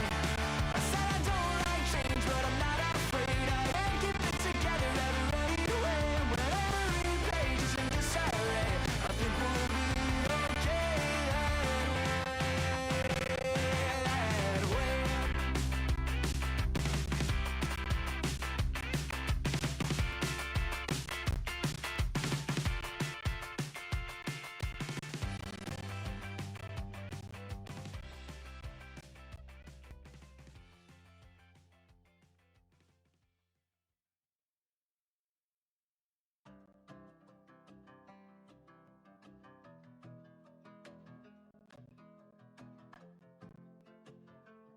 I'm once again here with Kumi from Nightblood Gaming. Kumi, welcome back on in here. It's been a nice long 3 days, but you guys have made it to the grand finals of the Zero-In LAN. Do you still have the energy for this last match? Are you excited? Oh yeah, I'm excited. I mean, You just feel like but throughout this tournament, you guys have been really willing to show what you guys are really capable of. And we spoke at the beginning of this tournament about the raw firepower that you guys as a team bring, and Screwface was just mentioning how because you guys are such good aimers, he feels that he can play much more of a support role going forward on the team. As a Sentinel player, do you feel like you need a call for that support all too often, or do you feel like your level of support is more just being that person that's able to stick around and just hold it down? I mean, I definitely do call for the support, but like we've played each other for a while. I mean, we know like what our game plan is going into it. We know how to support each other, but definitely like if we get caught off guard by something, I mean, like there'll be definitely some like calls made to change things up, you know? Yeah, I think the speed of the game has been the big focus of this tournament, because there's been so many opportunities where people go for these very explosive plays, but it takes a lot of resetting, a lot of packing, and a lot of certainty to be able to go for something with that much commitment. And you guys have been able to not only find those plays bit by bit, but also do a good job of putting a stop to them. How would you say you're able to shift speeds in game? Like, how are you able to suddenly go from holding one peak on a site for 40 straight seconds to dashing over to another site where there's a 4v4 going on as soon as you're swinging in, and you have to just find ahead as soon as you're peeking out? Yeah, okay, well, the way I'd explain it is all 5 of us truly down are aggressive players, but in practice and scrims, we literally drill just like slow defaults, like G2 type of style play, like 24/7, so that when we need to go aggressive, it's kind of just like natural for us, you know what I mean? Gotcha. So it's like you're almost more in your element when you're more aggressive, but you're so well practiced at being a little bit like reserved that it works out. That's terrific that you guys are able to sort of double back, between muscle memories. That's a good reflex to have, and one that you're definitely going to need against Legacy Kingdom. Some really tough opponents coming up. Is there anything about the team that you're excited to play against in a stage setting? Is there anything that you might consider? I don't want you to give too much away, but anything you might consider a bit of a threat? Anything you're a little scared of going against? A little scared. I mean, Blast is a good player. Yeah, for sure. And I don't know if you know, but Tim, Blast, they're like my ex-teammates, and like right. So like these are like my ex-teams I'm going against. So like it's gonna be so much fun, playing them on stage. Like you'll hear some banter for sure. Like it'll be fun. Yeah, for sure. I bet Car's gonna feel the same sort of way too. Haven't played with those guys before as well. Well, I can't wait for that revenge match to happen, man. And best of luck to y'all. Thank you. 0 in, live from Philadelphia once again. 10K on the line, and this just might be our last map of the weekend coming up. It's crazy to think about. After we played so much fantastic Valorant, after we've gotten to spend so much time together, that it could all end here if Nightblood Gaming were to have their way. After a terrific first map showing from them, when we went to Corrode, their choice, and they showed out, consistently putting a dent in these opening setups and always staying ahead of the margins. And against Legacy Kingdom, a team that was so reliant on that teamwork setting, so reliant on being able to stack up on a map like this, that was enough. Yeah, it was enough. And again, for MBG, it was, again, I was focusing up a little bit. Would that overheat come in? Would that lack of discipline potentially come in? And you just heard it right there from Kumi. It's just not. They are drilling this as a team. If they do want to succeed as professionals, that is the sort of play style that you just have to go for. But from the very beginning, as a player, for you to build that ego, for you to build that confidence in yourself, the fact that all 5 of those players have that sort of tone in their voice, have that sort of chutzpah, come on. These guys, all 5 of them, can be able, at least according to them, can be able to frag at any point, but they are just holding themselves on the tightest leash. Such an uncanny level of certainty for a team that is so blatantly good. It's very refreshing to see. Yeah, just don't fall off. No, don't do that. Don't get washed. That's all we ask. Don't get clipped. But yeah, no, on the other side, at least for Legacy and some sort of reflection from that last game, it is a little bit tough to say that, like, hey, maybe Blast could have had a little bit of a better game. Tim could have had a little bit of a better game. It's tough to say that, because honestly, like, when it came to the moments where they needed to succeed, they were still able to get ones. But where they were able to get ones, no was able to get 3s. Exactly. So exactly. Every interaction farmed out a so not equal and opposite reaction from Nightblood Gaming, able to just farm so much more value out of those micro checks, those little bits of round that happen up until the spike goes boom. And that was we were talking about. Legacy Kingdom was really excelling in specifically that, to build up rounds previously. And so even reducing a couple of those building blocks down has given massive dividends to NBG. And on Lotus, the question is, are you able to do that consistently? Are you able to actually tear that hole in? Or does the dynamicism of the defense, due to its openness, give too much space for Legacy Kingdom to be able to put it back together? It's going to be a little bit difficult of a response here because, again, for Legacy, they have put a lot of the pressure on Muddy. Yeah, of course, Muddy is that consistent fragger throughout this tournament, but specifically on this map, he just doesn't have the right movement options, basically. With the Blast Pack, you just have fewer opportunities for you to just get in and get out, and it's a little bit more, I guess you could say, calculated. You know, the other team can read into it a little bit if a Raze is trying to leave, and of course, very killable, you know, on the way out if they do have the tracking, which we know they do. So at the end of the day, this team, to me, it might have to come down to, again, those supports once again, because those secondary fraggers, we're going to be seeing some different looks from Legacy round after round. NBG, how they react from that is going to be pivotal for Legacy to just get the right players in position to be able to follow that reaction, to be able to get real deep into these sites before NBG are really able to get comfortable, readjust again, because we already know NBG, they're more than happy to give up a site. If they get the one they want, they back on out. This team needs to continue to assault. They see those players run away, they need to chase them. Maybe not all the time. Right. But occasionally, just so they can get that wind in their sails, they need to make that happen. Aside from maybe when barriers go up, I don't expect to see Legacy Kingdom do a single thing the same from round to round across this map. You know, you might go for a different position for Rubble Control or Mound, but ultimately, I expect these guys to switch up util on the daily. You should see so many different setups come into play. You don't want to see Nightblood Gaming play into conventionality. That gives them way too much room, way too much time to be able to adjust, get comfortable, and start dominating. As long as Legacy Kingdom keep leafing through that massive playbook we've already seen them weaponize, then they'll be able to come with a lot of interesting stuff on a map as beautiful, expansive, opportunistic as Lotus. And we should be having the agent select in just a little bit. Players seem to be ready in the server. But again, we just have to wait that just a little bit more. Nightblood Gaming alongside Legacy here on this map of Lotus.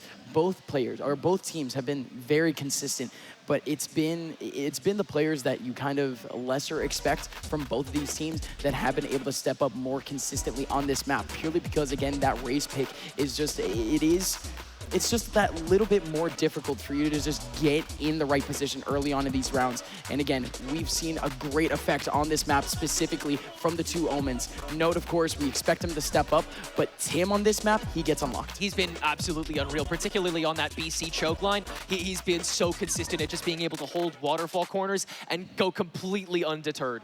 Right, but that's the thing. Tim, he has that high end, at least today so far on Lotus, but he already had some pretty poor performances. He had a 4 and 12 on this map alone. Jonah came in on this map on the attack side, only having 2 assists on the Fade. Again, this Lotus isn't exactly ironclad for this Legacy team. They have to put together every single interaction in front of them. Step by step, bit by bit is how you win 0 in. It's Nightblood Gaming, it's Legacy Kingdom. Map number 2, as you already have a bit of an interaction over towards A. Nobody peeking out so far, but you do have a lot of information getting spread throughout the map. Everybody just getting to know each other, popping a couple icebreakers into these main lines. But nobody from Nightblood buckling. This is very similar to what we saw in their previous pistol rounds. They really don't like fighting early on in these, but they're fine with, again, trying to isolate quickly. You'll see Screwface do that first. Couple headshots, but no kill. Shadows. And not much drama here for Note. He has to back out into a safe position. Again, skate around that backside. It has allowed actually for the rotation to come in from the rest of his teammates. 2 players from up top. That's an incredible kill coming out from Son of Car that brings things back to a 4-on-4. To not kill Note early on there after the paranoia is crucial for Legacy. They'll have to rotate off of this, move over to that B site with Spike in tow. Corrupt, though, able to hold down that opening on the stairs to keep it to a 3v3. Legacy's pool, though, still so low. Muddy trying to chip away at the the flash! No way! That wall reduces that only to 1 kill. That's and it! The rest of the crowd has to try to save face. It's a great start for Nightblood yet again on the defense. Yeah, Nightblood again, they just strike down on that first pick, and that was realistically it. They finally make their way into the middle of that site. They feel the pressure coming in from heaven. The fact that there were 2 players immediately showing face, immediately trying to fight, that is just a red carpet. You know for a fact that there's only really going to be 1 other player for you to deal with. No matter if he's in a cheeky angle, you have more than enough players to be able to trade that out and still come out of it with at least even strength going into that site. Well, Nightblood looking for that easy follow-up round here. They've been able to connect the dots pretty quickly thus far. But I wonder if that means that we'll see Legacy Kingdom, again, adopt these unconventional stacks. Already we see Muddy eyeing that B site that we know is gonna go basically untouched the remainder of this map. But we'll do a little bit of just looking around, just peeking over. Trying to trigger some util more than anything, trying to trigger the shear back over in B. But this is everything here for Nightblood. They have the right players in the right positions here. Notes might have just gotten himself a 2K there, almost a collat. It was a collat, actually. That was straight up a collat. Yeah, onto Mud. But Tim, that's not a collat at all, but that's still 2 frags from just the classic. Jonah's in a beautiful position. Blast has already shown himself. Nobody's peeking this. Jonah picks away at 2. Now the one-on-one. It's all on Tim. Tim just needs a headshot. Screwface on full HP. How can Tim do this? Close, but it's still all Screwface. Certainly the closest that Legacy got to being able to deter that anti-eco, but Nightblood, again, have just enough to be able to hold their own in those final fights. The gun diff wanes through, but now that that's gone, we'll see how much Legacy Kingdom gets away within their bonus. Let's listen in. At 1 in the morning. They're one up, yeah. Their money's like super fucking we're bad. gonna fight it, we're gonna fight it. Alright, you want to what? No, I think we just need tether. Pop the wall, need tether. Yeah, alright, no. We can always refight after. My eye can just confirm if they're even out. Yeah. We're not going ball up on these guys. No, I wanna go. I want you to TP out. Yeah. Okay, I'm nade tethering. Pop the wall. I would cry. Thunder. Got one. Nice. Tim, you okay? No, shit. I'm mining this guy. Follow this guy. I'm with you guys. You're right, folks. 3, 3. Come out. Together. See player. I'm storing stairs, okay? Just double tree. Just go double Go to tree. I'm gonna play. Just come. I don't think this guy can be here yet. Flank. Flip. Just go flip. You might go all the way around, okay? I'm flash against tree. My ult is ready. You're awesome, dude. I'm going in break, okay? You want to jiggle heaven? He's dropped. I'm drop. He's opening door. Come here, I can pop the flash. Can you just tuck drop and hold really passively? Yeah, I'll jump off the first step. I have prowlers and I Hurt. have everything. Tip pass. You're really passive. He's main. I'm holding heaven wrap. I'll play first, okay? Just hold your push the whole time. Got first, right? Yep. Tap. Sorry, guy. Off. Prowling next. I got first. I got next. Hurt. Oh no. Off. Alright, wait. You get next. Off. Let's fucking go! Oh, yeah. That's what I'm talking about, boys. Let's go. Good. They're wrong. Now we build on this success. Just a mess of communication. It's a controlled chaos. So many people chiming in, just making sure that these players are as safe as possible playing for that objective together. You just know that these players are so keen to absorb all of that information at the same time too. Everyone continuing to stay on the same page. That's why you see that raw passion come out every single time these guys win around. They are loud every time they get on that board. And they are now on that board, guns in tow, ults in the bank, and a beautiful start to that round, going band for band on the A ult or util dump, and with Nightblood having to go forward in order to try and gain control, Legacy turns a first blood into a massacre. Son of Car stepping up alongside Muddy, but Muddy goes down in a heap. Son of Car spots one, strikes away Tim, and Legacy Kingdom already down by 2 players before they're even able to make a step into any site here. Corrupt has a buddy system with 2 other of his teammates right next to him. Jonah 6, able to get a big frag. What a flash coming in. This is still not too bad here from Legacy Kingdom, and it somehow works out. That was a team flash coming in for the defense too. Smiley readjusting too with the rest of Nightblood, and this is only Note is on his own here. No help. Here comes the Vice in a one-on-one. Kumi goes down to Jonah 6. Jonah 6 having a heater of a round, and Corrupt even rings in. This has turned into Legacy Kingdom's advantage. Note, he's been seized. So has a bit of an opportunity, 45 HP, but has a smoke. TP is there. He's gonna try going for just a little bit of a half. Corrupt even trying to run away a little bit, but no, he finds Corrupt. Jonah around the corner. No, looking for a headshot. Note had the chance, but that is a life round from Jonah. But he's certainly just relieved at that point. After that slow walk into the Nightfall, it really looked already cooked, but Nightblood able to walk in and continue dealing that damage, getting those kills, gaining that space. It ultimately took that step back in, and a total whiff on the Behold there from Nightblood. Yeah. It's getting disjointed so quickly. Now, this Nightblood team looking for a bit of a combo, and it actually works out. The stun alongside the nade works, but Tim, once again, second opportunity of his to quickly pick up two, this time with a rifle. Drives his team forward back into A. One fell swoop is able to take his team back into an advantage. Son of Kari's not going to get an opportunity here on the Bucky. Muddy with a good position, but this could be isolating. He has a teammate right next to him, and he even has a teammate on the crossfire just around the corner.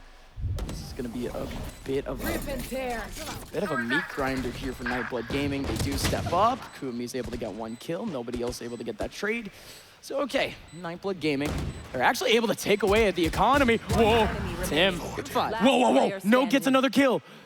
Tim still on lower HP, but he still gets the ace. Was it necessary, though? Kinda, honestly. I mean, at the end of the day, of course, to win, but like, seriously, these were pistols that we were talking about, and they had full control of sight. That's true. No, there was not really much that needed to be used to actually break and enter onto this A site again, and that is concerning going forward. But as long as, again, you're able to steamroll beforehand, you don't really have to worry about that util conversation as heavily. And Tim, luckily, again, able to drag the squad over that finish line this round. It's enough. Now trying to carry it into against these ults that Nightblood has. Nightblood's on a rifle round, and this is the approach they make. 3 players coming out of B. And what on earth is this over on A? Screwface loves hitting that door with absolutely zero intel. And he just doesn't get anything for it at all. A site completely open, but Legacy Kingdom going for a little bit more of a default setup in this round. They're still looking to aim down onto C. Is this the right option? Sheer here, even though we've seen the Sheer back over in B, but the Rolling Thunder is insane. This actually works out. Muddy, he's down on the Paranoia. Tim is somehow able to get the 2 kills there. Kumi, he's been isolated. Tim, yeah, another multi-frag round. Tim already has double digits. What is with these controllers today, dude? On both these sides, they are just completely activated. I am aghast at how much these teams are just letting these guys roam free, and it's just working the whole time, man. It's unbelievable considering how much these teams are willing to rely on smokes normally in the first place. To have such a steady front man be the person that's meant to basically set up your entire execution. I don't know how these teams hold down their emotions during it, but somehow, Legacy Kingdom continue the streak. Tim continues the party. An unbelievable start, but again, Legacy Kingdom, they got so choked out over in C. This beautiful reaction had to come down to the thinnest of margins, though. Nightblood Gaming has a slightly better read there on the situation. They're able to go one by one by one for the kills that they needed before even that stun goes away. He didn't catch it? And Son of Cards doesn't care, though. Flash in his face, a little bit of util forward in terms of the orb. Goes in with a Bucky, and it gets nothing for it still. It is going to be a 4-on-4. You do have the breach shifting back into tree, and just a bit of a difficult position here for Smiley, isn't it? Yeah, really just deciding to play the one and done on top of the util dump onto the stack. A good risk to take, honestly, because the more likely option here for Legacy is Baby Door. Face your fear! Oh, a Nightfall into tree, though. Legacy just doubled down and leaves Smiley on a total island. They'd rather just work against less, but again, Nightblood can get here early, and Smiley will grab one on the way down. It's the ulties. No. Is fully flashed. Beautiful flash coming in from the Paranoia. 2 more remaining here for Nightblood. Screwface looking for some headshots, but it's Muddy that finds him first. And Kumi surely to be the next one, but hold on a minute. Kumi peeks out into the aim of 2 players from Legacy Kingdom. Legacy Kingdom their most firm lead so far in this BO3. I honestly appreciate Legacy opting to just go for the weaker prey first until they can get those least common denominators. That feels like the best way to approach their playstyle where they're so heavily reliant on those man advantages. If you're able to find some tired puppy lounging around in a corner, go ahead. Get it out of the way and then move on to the remainder of this fight. All of these lost moments that Nightblood has given away during this defense, they are so applicable, especially when you're trying to burn onto the A site like that. We saw it from Screwface this round, and then Smiley, obviously, it takes an ultimate to get rid of him, but at the same time, you've completely lost your leverage on the site. And with these pistols, Nightblood really doesn't have much else to offer. Still, that buy's about to be back, and with the Steel Garden, they could turn the tables the following round. And once again, you see a tactical timeout where that coach here for Legacy is just so ungodly passionate. Again, it's not like this Legacy team aren't on their own tails, you know what I mean? The fact that they still have that reinforcement coming out from the man over on the desk at the end, it's not too bad, but still, excited to see the adjustment here from Nightblood. We have not seen some incredible aggression coming out from this team, or at least aggression coming out in the rifle rounds. They have been able to kind of group some people up in a little bit of a buddy system, but at the end of the day, still took it a little bit slow, still just more or less just handled a choke point rather than pushing beyond that choke point and getting deeper into these mains. Nightblood Gaming, they are grouping up 2 over into A main, and they are looking to go deep into that choke point. They have such an eye there too. 4 players here, and they're leaving the Vice completely on his own over towards C. Again, an island that Legacy are gonna try to colonize quick. But you still gotta get rid of this shear. What a name. Steel Garden inside. And we'll just dip. Nightblood hands it over. That's a cool little setup to say the least too. Molly alongside the nade. Gets the stun too, locks the players in, but here comes the Viper's Pit. Use everything here now. The fact that Muddy even gets a kill off of that is nuts. Tim can see P2 if he wants to go for that backstab if it still gets dicey, but Nightblood's on the way from the back, and there's already the coverage here. Tim is just gonna frag normally, who cares? But it's Muddy in the front to grab that opener. Nightblood down to just 2, and Smiley on a crumb of health has to invade this Viper's Pit with it being so cut off in Waterfall, and Screwface is not far behind, nor in the kill feed is he. He's gonna choose to save that gun instead. Nightblood has to take the L again, going to 2-6 now as Legacy Kingdom take the 1 round that Nightblood could have used to recover and turn it into a full-on ult dump. Yeah, but there it is again. The aggression does come out from Nightblood Gaming, and again, it is, of course, that buddy system, but again, it is just misplaced. You can't really blame Nightblood too much for that, but anytime any sort of C pressure comes in, they've just simply lost it. There's no adjustment at this point. They've even put the shear, of course, that was earlier over in the middle of the B site. They just shifted it back over towards C, and they have not stopped placing the same util there.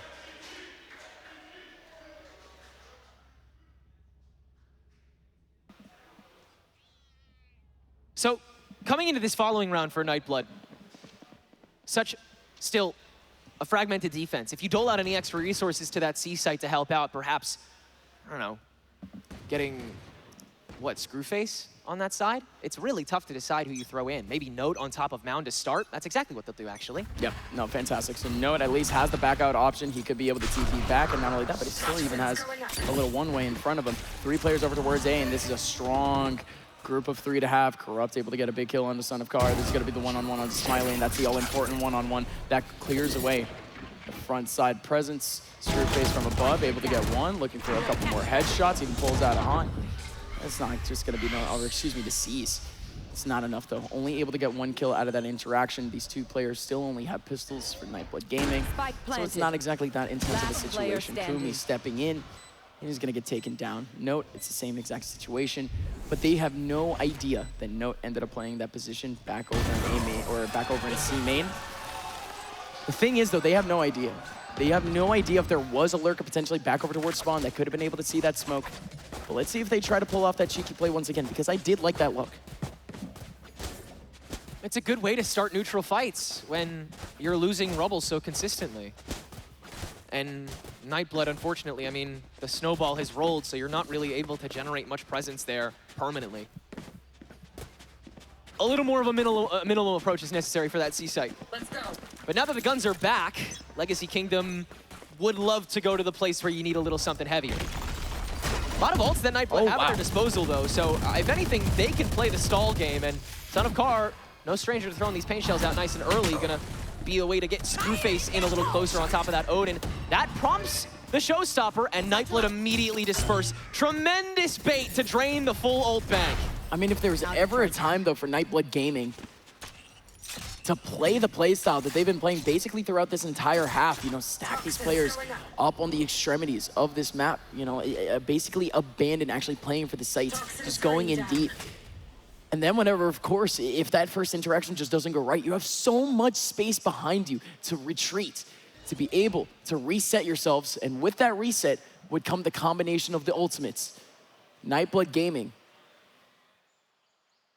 not exactly feeling that pressure, but they are gonna have a massive retake potential here. It's gonna be maybe 3 players alive, 4 players alive going into this retake. Let's see what happens. No, Kumi taking on a couple of bullets, but it is gonna be both of them going down to a trade. 3-on-3, Rolling Thunder, Showstopper, and Nightfall. It's such a disastrous combo potentially here for Legacy Kingdom, especially for a team that just hasn't planned it. Yeah, just keep on playing keep away, and that's how you'll get this ball rolling late in the half. But Muddy fishes out a waterfall. Carr can't find a thing with this Showstopper. Has to just walk it down, and with 12 seconds to go, Nightblood can start to play it a little safer. Blind out from Smiley to keep them stopped. And Legacy has just one chance to stick this. Jonah, puppy guarded, shot down, and that'll be the day. Nightblood Gaming get 3 on the board and end that slump, but still Legacy look beyond dangerous. Had to come down to just a cheeky little play to just really playing with the heartstrings here of NBG, forcing the players to re-exec out just a little bit early. That Rolling Thunder that goes in, there's at least a little bit of a chance that these players can go back into the extremity, can go back into mounds, and could be able to avoid it. And again, not need to play around the spike, or at least not need to stay in the site where, of course, these opponents think that these players should be before planning the spike. It was just playing with the expectations a little bit, playing with the preconceptions a little bit, but it just did not work, at least for Legacy. For Nightblood Gaming, though, here we go. Even after using 4 ultimates that round, Nightblood still has more in the bank than Legacy after using that Showstopper to no avail. No doubt feeling the power here is, again, you knock on the door of A-Site, but no fair clear this time. And there goes Face your fear! the Vice ultimate, and okay, Nightfall is gonna be able to catch 2. They have info on 2 players in this back line now. It's not like Legacy. They're looking to bite down on this. Blast does go down to Note, sharp as ever. He's gonna be heading into B, trying to help out, and that paranoia is good enough just to hold up the baby door. Look at his position here from Corrupt, though. He's hearing the position of Smiley, hearing a second player going into that back site, knows that there's maybe 3 here. Screwface goes down, 1 more on site, and needs to do it all! That second headshot was insane, and Note even comes in for the hero play. They have no idea about Corrupt, though. Impossible position to peek from, but Kumi's watching. Wow! First pick is good, and instant. The slow walk into Note on top of this spike. Held on top of that smoke. Do or die for Corrupt. Does he spray? Help that screen. 20 seconds, it's gotta be here. Corrupt steps in front. What? Beyond bold from him. Oh, it works. 15 seconds left. He's sprinting back. Did they hear the footstep? He's gonna be able to hear it. This is gonna be a better angle for Omen. Oh my goodness, Corrupt tucking in the corner. Man from above. Note's gonna find him. That's the end of the round. Corrupt overcooked it. A million different decisions to make there, but only one to fully delve into. And Corrupt sees the light at the end of the baby door infected tunnel. Sees B as that open opportunity after reducing this to a 1v1. The idea that you can force someone to second guess for even that moment is too tantalizing. But there just wasn't enough time on the clock, was there? If only you could get to that C site. If only you could have that be a truly feasible snake. But you can get to B from anywhere, man. Yeah. Real quick lane coming back from spawn there for Nightblood Gaming. And now we made it to the last rounds here, this first half. The defensive half of Nightblood Gaming, which in our reality, this is their stronger side here on this map. But oh my goodness, Corrupt. How does he find that gap? Striking down on Son of Car, and as he barely showed a sliver of an angle. Smiley's on 1, too. How do you find that much in just like 3 bullets? Well, look at the adjustment. There's gonna be basically 3 players around B. swarm onto C as well very early. Screwface is ready with that preventative util. He's just going to seize this into the molly. They want to try and get a kill out of it. Thorns activated. Oh, no way, wow. Jonah! That's through smoke. That's unbelievable. That's disgusting! And now Screwface. Of course, potentially just faces demise. It's just going to be such a tough situation. Wait, the paranoia coming in. Doesn't hit anybody. Actually trying to go into the middle of the site. It does delay, though, and Screwface even trying to get a little bit more information. They hear the 2 bullets coming in. This is going to be a good enough rotation, though. Oh, they're not going to want to peek into this molly, though. Yeah. Beautiful molly from Corrupt. Again, not enough time on the clock to snake any farther, and Note still trying to dance with this. Able to find Muddy off rip, turn it to a 3v3. Corrupt looking for another one. Real low over in heaven. He knows that the presence is there, but they've isolated the one. They've isolated the 1-on-3 against Note. But look at this approach, though. Most of these players coming in from the C site, but look at Screwface. Screwface is looking for a Kobe coming out from B. And he gets one. He knows that there's one towards heaven. Corrupt with a shotgun. It's enough for Screw, but it works for the setup onto Jonah. Corrupt just there as a human flashbang, and out goes Jonah. Keep him sweating, but keep him guessing a little bit more, and Legacy Kingdom continue to put question marks on top of those pushes. Where, oh, where could that last player be? Good thing we had him around. Learning to conserve those one-man advantages, as the one-man disadvantages got them absolutely nothing. It really does come down to what an army Legacy Kingdom brings to that final fight. Never have I seen a team be so reliant on having enough people to deal with the problem, but these players just work so incredibly well with each other. You need the whole machine to function. And for 8 rounds, they were up and running. And the small interactions all going right.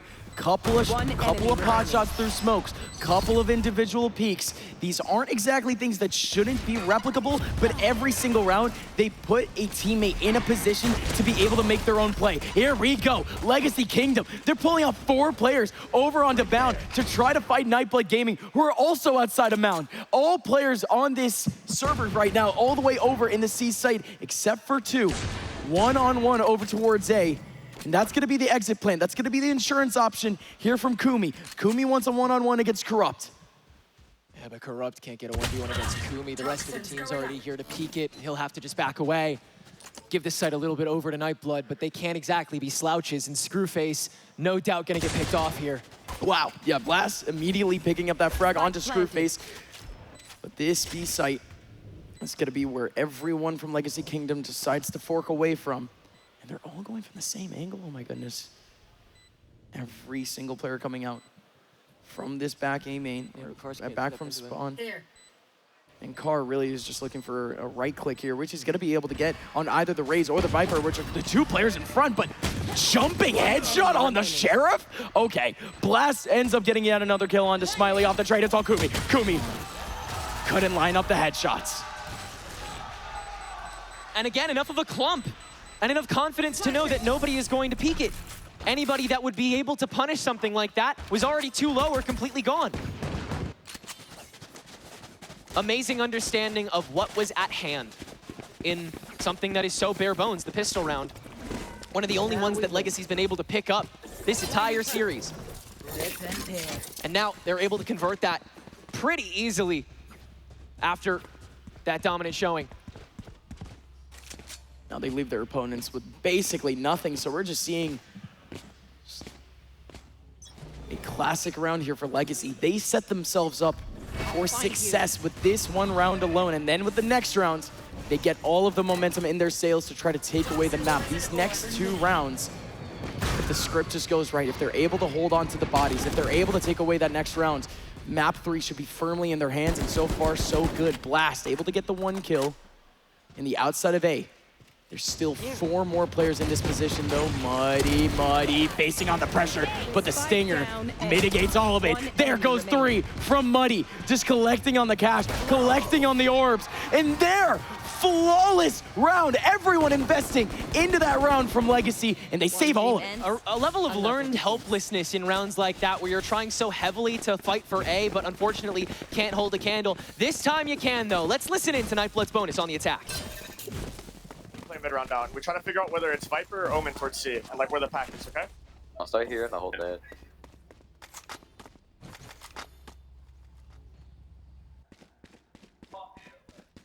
Breathe deep. Flash. It starts here, boys. Let's do this. Cover going out. They didn't one-way C. They didn't one-way C like usual. Good, you put yourself A. Nothing fighting mound. Okay. Oh, Nothing yeah. fighting mound. They could be baiting us into this. Yeah. Double swing. Yeah. Device says 65. On the right. I Am I think not it's there. He's there. He's there. Keep prod smoke or no? Yeah. He's through the thorn. He's through the thorn. I'm grabbing guard. Can we spam it?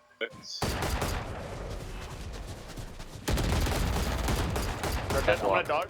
Wait, there's a flash. I'm dogging. Them down. Close left. Oh, my feather bug. I killed one. I killed one. Or do you want to end it? Yeah. I'm with TP, maybe a cross. Get out. Come You want out. to Yeah, end you your guys leave. seat? Just Yeah, leave. yeah. Give me prod smoke again. I killed Vaz. 4v3. Can I see them? Not too part of prod smoke, but... Okay, do you want to It's end full it? random, dude. Yeah, Viper on that. There's two towards C right now. Cover going out. Axe Viper A. Go through tree. Yeah. He's gonna have a choice. Don't come through tree. There's blank close. Blank close. Blank close. I'm lying close, lying close. 30 seconds left. Nice, guys. Running. Last player Not standing. hit, not hit. Spike down A. Hey. One enemy close. remaining. Spike planted. Thorns are alive.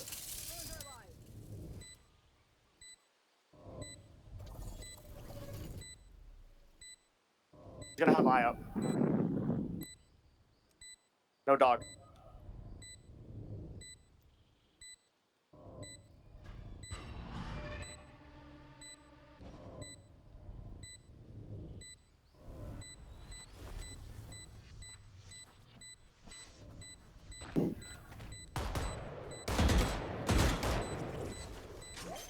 Blinding crack. Blinding. Good hit. What's on? Let's go. Got Let's go. Let's fucking go, Matthew. Let's fucking go, baby. That's what we needed. Let's go. Look at how Braden's so heavy. Twin. I get rightfully twin. Well, not a round that you can really springboard off of, as Nightblood Gaming sent into panic mode a few times across that after Legacy Kingdom spreads themselves abrasively thin and comes away with so much, but even still, it is a bonus that Nightblood's able to take. You guys should just get out.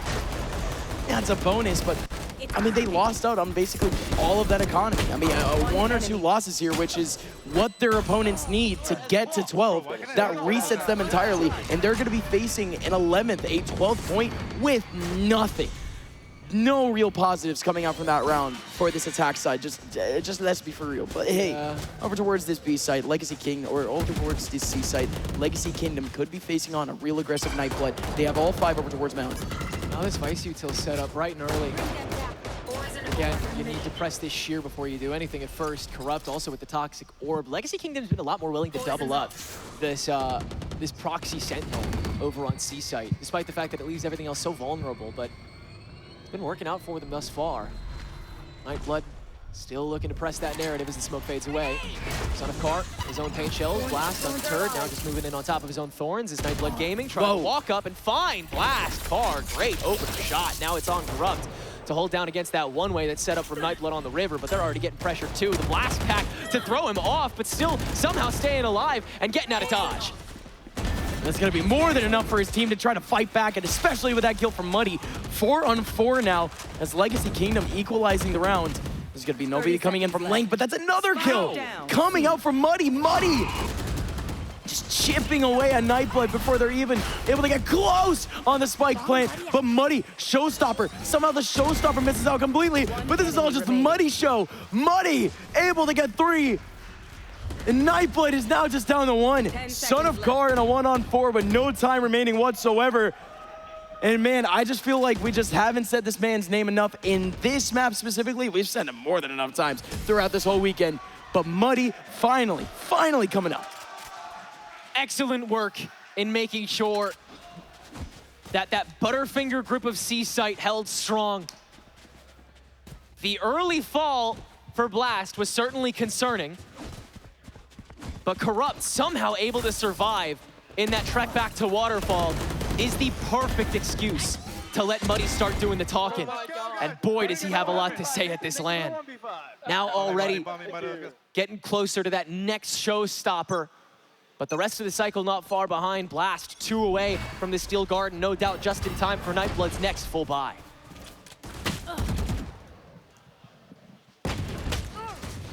Okay, the damage coming in from both sides. Jonah taking some damage behind the smoke, but look at the movement now from Legacy Kingdom. You do already have the Vice coming in the back of A, and that's just important. A Vice coming in, they're gonna leave the Omen back on C. Still spread. Still willing to be prepared for that one-off. Again, reduce the fight. But Kumi, great jump in on top of that Molly of all things, staying alive too. To make this a 4v4 again after Screwface falls in the midst of it. But with the reset, Nightblood sensed that maybe they can poke a hole in that C site despite the Vice util still being a part of it. So much about to rest on Tim to make sure that this continues to go smoothly. And who else but Tim, to be honest? This is such a golden position here for this player. The Paranoid comes out at the perfect time. Great timing from Tim. Now he just has, you know, just a couple more players to go, couple more frags to go. Tim, light work on 2. Bukumi still able to get him. Muddy backing out and able to back out in time. Good stuff. But this is going to be tough just around the corner. Blast with only a pistol. Still able to catch Kumi. And now back on the... oh, man, I was about to say back on the gun now is Blast, but never mind. Don't even need it. Holds on to the pistol, and that's it. Match point. That's a bit of an aura farm for sure, but as he has been. Legacy is feeling the heat. That's map point. 7 rounds over. Launching thorns. And with still such a piecemeal buy from Nightblood. Again, they're punching air right now, fighting ghosts. One enemy remaining. Die. My ultimate's ready. No site has really felt decided for Nightblood's favor. Despite the fact that at some points, Legacy's putting 0 people on them. Where are you? Lack of commitment a little bit, but at the end of the day, Nightblood Gaming just not able to stick themselves into these sites safely. Legacy Kingdom, the responses have been so strong in this half so far. But here comes a big round for Nightblood Gaming. Legacy Kingdom, this was the most aggressive look that we had ever seen from them over on that 8 outside area, and maybe for a reason. Nightblood Gaming able to mitigate that just fine, but Legacy Kingdom, because they hadn't thrown out that look throughout this half, that's the round where that's just fine. It takes away 2 players in terms of the HP. That's scary. But at the end of the day, Nightblood Gaming, 6 away. Yeah, and a little bit of a safety net now to try and convert into something a little more special, but it really feels like Nightblood are just walking up a sand dune at the moment, just not making nearly as much ground as they expect to with each of these pieces of util along the way. And again, Legacy are doing such a great job of controlling early threats so that Nightblood is forced to second guess rather than just flowchart to plan B off the bat. Still though, a lot of flowcharting that you can do with these 4 ultimates in Nightblood's hands. Looks like we'll do a little util dumping in A again now. A little bit just to throw off some Just give him a little shred of health, please. Come on, Jonah, you can spare a little health, right? Spread the wealth, redistribute the wealth. As here with Nightblood Gaming, you are seeing Son of Car stepping up with a potential one-on-one, but that is so nasty here from Blast. Son of Car, though, still in a showstopper, still with a chance. Oh my goodness. Muddy just slaps him in the face. You didn't even count that right. The showstopper was still up, and he still swung and won it. And now it's just safe here for the rest of the Legacy Kingdom. You have 3 players here on A. Technically, they were a little bit disconnected, but again, Nightblood Gaming, they have not been able to make their way beyond Baby Door. This is just a tough position here for Nightblood Gaming, where they are just waiting for the peaks from Legacy Kingdom to potentially just make their jobs just that little bit easier. This is still very prominent here for Nightblood Gaming, though. Yep, Nightfall alongside the Rolling Thunder. Kumi even helping out a little bit. He's going to be sticking out over towards B main. They haven't even found the shear here, by the way. They haven't even walked through it yet, by the way. Here is an advantage somehow for Nightblood Gaming. Completely outstretched for the defense, though. They really just want to take this all together. Haunt catches 1, Nightblood's forced to press, and Kumi controls Corrupt. I was about to say, what util do these guys have to clear out this Baby Door? Blast ends up going down, and note, they re-peek in with It's the an Rolling Apex Thunder. Legends final circle, dude. What are we looking at right now? It's just you know, Last player standing. wow, what's the Fortnite one? It's like box like fish. It's what else? Box like fish. That's what it felt like. They were boxed. Yeah. Like fish. Yeah. You know, I feel like there's more to it. There's more to it, but yeah, that's still my memory yeah, is not kind of jumping through smokes here, and then Nightblood able to go for the soft reset beforehand. I felt a little sloppy more than anything else from from Legacy Kingdom, though. It seemed like there were a couple stragglers on a team where it's like they're so focused on keeping as many players alive for as long as possible. I mean, you really don't see too many sacrifice plays come out from Muddy here. You see him try and come back on top of all of his commits. Yeah. Maybe that's just because he likes Waylay so much he's used to it. He wishes he could use a little bit more Waylay, but there's just, it's just not there. Oh, Cody, please. Okay. Oh, the spray down by Jonah. That's a great way to manage that, where you don't even have to touch it. It's not terrible. It's still Legacy Kingdom. It's not like they have a good eye on what's going on here. They do have a Nightfall. Yeah, he's free. To try to get themselves back into the site, but at the end of the day, Legacy Kingdom, There. they just have to make every attempt at this point. It's just the pistols. And Nightblood Gaming, their economy isn't going to get much worse either. You know, exit frags aren't going to be too pivotal. There. Good spray from Screwface. He is able to get a lot more damage onto one more player, and this is just going to be the double swing. Will it be a miracle here, potentially, from Legacy Kingdom? They need it if they want to close out this game right now, and hold on a minute. Muddy able to get the one. He's still going to drop on another with a shotgun, but it just does not happen. Node holding it down. He might have paranoid his own teammate, but it just does not happen. Screwface taking down Corrupt. Jonah is gone. 4 left. Really questioning how Nightblood was going to be able to manage themselves when they were still so compressed on site. Again, once they go for that plant, feels like they don't necessarily have a lot of intel onto how far they can outstretch again. And so instead, they just sound the bullhorn. Screwface just lets that Odin fly from the tree and says, yeah, I am here. What are you going to do about it? Finding a free kill to boot out of that is just the icing on the cake. Manifest the pressure a little earlier. And that, of all things, is what Nightblood needs to do, is find ways to generate that intimidation factor, to force Legacy Kingdom to second-guess themselves. Because so far, so many of these sites feel like a foregone conclusion, despite the fact that Legacy only populates them with 1 or 2 members at a time. It seems almost too easy for Legacy Kingdom in a lot of situations, but the rotations have been very much on point. They've been very loose on the B site. Whoever is there is very quick to get onto that baby door and has the right utility to cut things off, to at least delay things until the teammates over from the C site end up coming back over. So it's not exactly any sort of rush here to fix things. Yeah. Here, Legacy, to say the very least. They did try a couple of cheeky plays, but at the end of the day, There. they still have so much cushion ahead of them for them to just go back to their normal ways.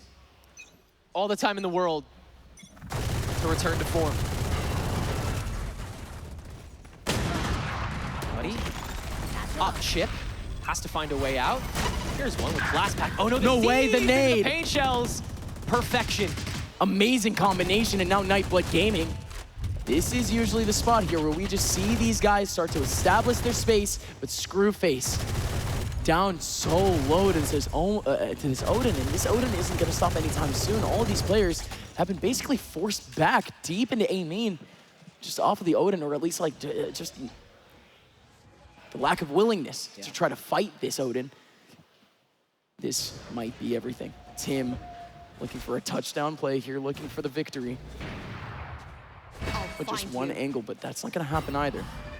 Nightblood Gaming, they're still trying to decide where they're trying to go, and this time that they're taking right now, it's just allowing potentially for these defenders to get deeper into their extremities.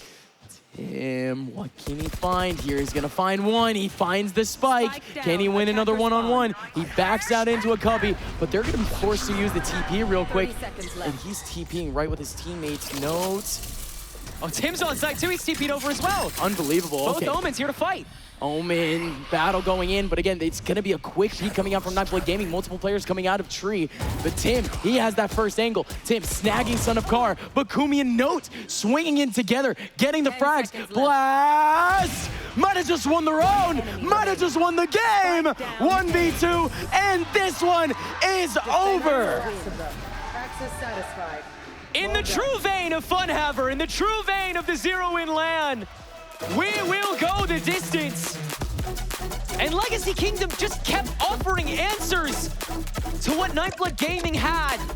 The attack felt so stunted at times, and it really was thanks to Legacy's multitasking ability. Each player having the chutzpah to be able to go hold that line down against 2 or 3 at a time for so long too, and then cradling back to the rest of the team when it's there.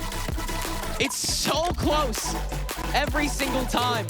It is a stressed out play style that'll leave a Legacy fan scared to death. Just they're not dead yet. Again, that man presence on that A site that was continuously getting assaulted from Legacy, they did not care. Consistently, they had the right players in the right positions. Muddy, of course, willing to fight at all times. You still had the players who consistently, whether it be Tim, whether it be Blast, covering up that B area, willing to fight tooth and nail to hold on to that outside area. And never mind Jonah 6, who ended up becoming such a nuisance in the last 5 to 6 rounds just off of his Odin alone. Again, for Legacy, this was as clear cut as it gets. That first half, it was domination off of the fact that they kept blasting through the sites that they chose. The retakes might have gone right at times for this Nightblood side, but it almost felt as if any time that this team picked a site, they got it. Now 2 maps deep into a series where, despite the close score, it truly feels like one team had an edge over the course of the majority of it. And the fact that Legacy Kingdom, again, was able to recover from this so steadily and so quickly. Again, the turnaround time in between these games been pretty brutal. Yeah. Not gonna lie. And the fact that they're just able to come right back into this, keep their comms as chaotic as they are. Everybody's talking, and yet everybody is just so receptive, ready to act on whatever they see in front of them and whatever's called behind them. A true support system, the kind that got Nightblood that first map. You're witnessing 2 North American challenger teams playing at their best and taking it to map 3. And looking for their first LAN victory. Both of these cores have been looking for glory for their organizations, and both organizations are dying for it. This is what they come to Valorant for. And ladies and gentlemen, these are your stats. At the very end of this one, it was the support in the form of Tim to step up big. 24 kills. And we saw that same story in that last map coming out from Note. Note had just about 20 kills. In this map too, over for NBG, Note doing the same. This is the big thing about this map though. I continue to say the raises just find a little bit, it's just tough for them to just get in the right position sometimes, or for them to just escape. We saw it a couple of times, but at the end of the day, it was less times for Muddy. Muddy was just able to succeed just off of the gunplay. Yeah, that was the big thing for sure. It wasn't just that like positional awareness that Muddy had that we normally got to see from his more mobility associated agents, but we really did see him take that step back and play fully for the teamwork that the rest of Legacy is so reliant on. A lot of that obviously comes from the Rebel fight. That's such a massive part of what makes Lotus Lotus, and I think particularly it was Muddy that managed that so beautifully, knowing how to call those paint shells and move either in or out based off of them, which he did so many times. Yeah, again, this was that type of game from Legacy that we had seen throughout this entire playoffs. They almost went perfect going into this game for a reason. But again, there was just a couple of moments there from Legacy where they just did not want to stick to that main game plan. It was the same thing that we had seen from Nightblood Gaming and a lot of their wins, but that was really just to throw a little bit of caution into the wind. If anything, just try to refresh some of these positions, make sure these players are just on the edge of their seats. But, ladies and gentlemen, that was map number 2. Map number 3, it's gonna be a heater, ladies and gentlemen. It has to be a heater, as every single map 3 has been so far this weekend on stream. Thank you all once again for watching Zero N, brought to you by Mr. Funhaver, live from localhost in Philadelphia, PA. Again, we will be right back with map number 3.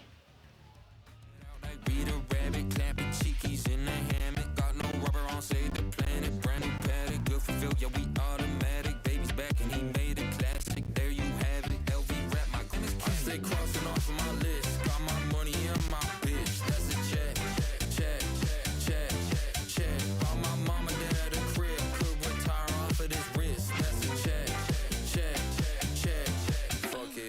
like la la la la la, la la la la la, la la. Yeah, holy guacamole, yeah, she riding my little pony. Call me Richard Al Capone, smooth, whole last names and bones. She said I taste sweet like soba, taking my big ass bag from Sony. I'm designing my shit Adobe, sailed in 7 seas, got dick like Moby.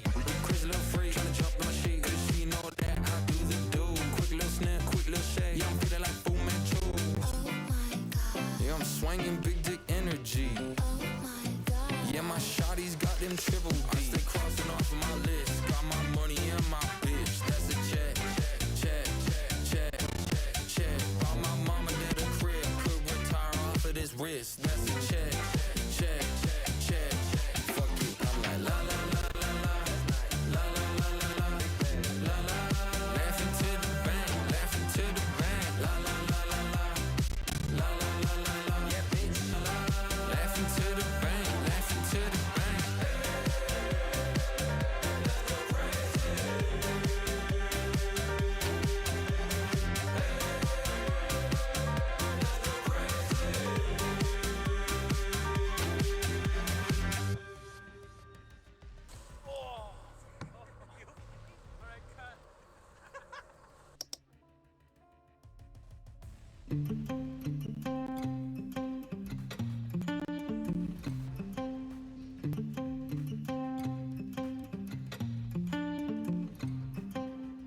Stop staring, be quiet, look at me, there I go, choking on my silence. And I don't think you want me cause I wanna keep it private. And I don't think you know me if you're not one of my 5 friends. But it's my own fault, I can't give in. I have to go, took up on the top. Interest in my grab though, not too many kind foes. The reason I struggle because I'm fucking shy. I never wanna show my face sometimes. And I got trouble looking people in the eye. Cause when I do I just forget half. I wanna do it, I'ma feel like I'ma die.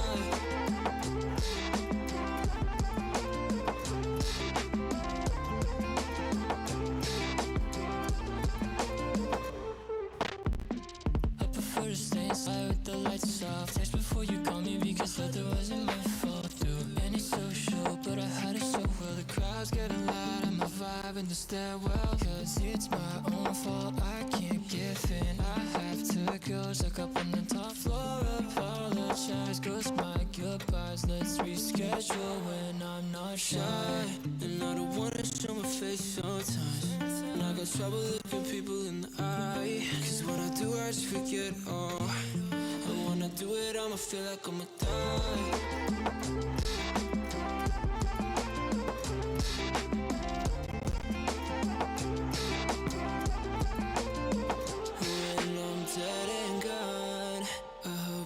There to share my story. If you hear this song, no, it's not you, it's me, I'm sorry. I don't wanna be the reason why you make this little lie. What's the point of having pointless conversations for one night? Cause I'm shy, I never wanna show my face sometimes. And I got trouble looking people in the eye. Cause when I do I just forget I wanna do it, I'ma feel like I'ma die. I never wanna show my face sometimes.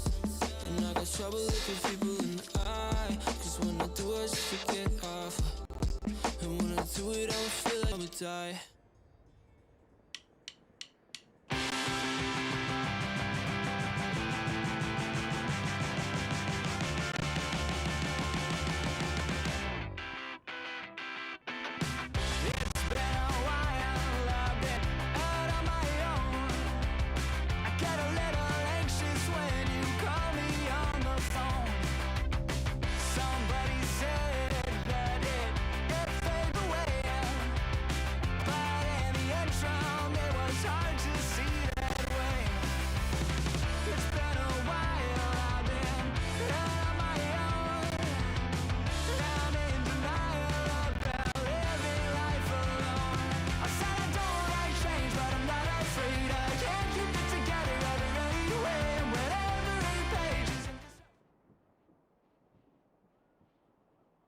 Hello, ladies and gentlemen.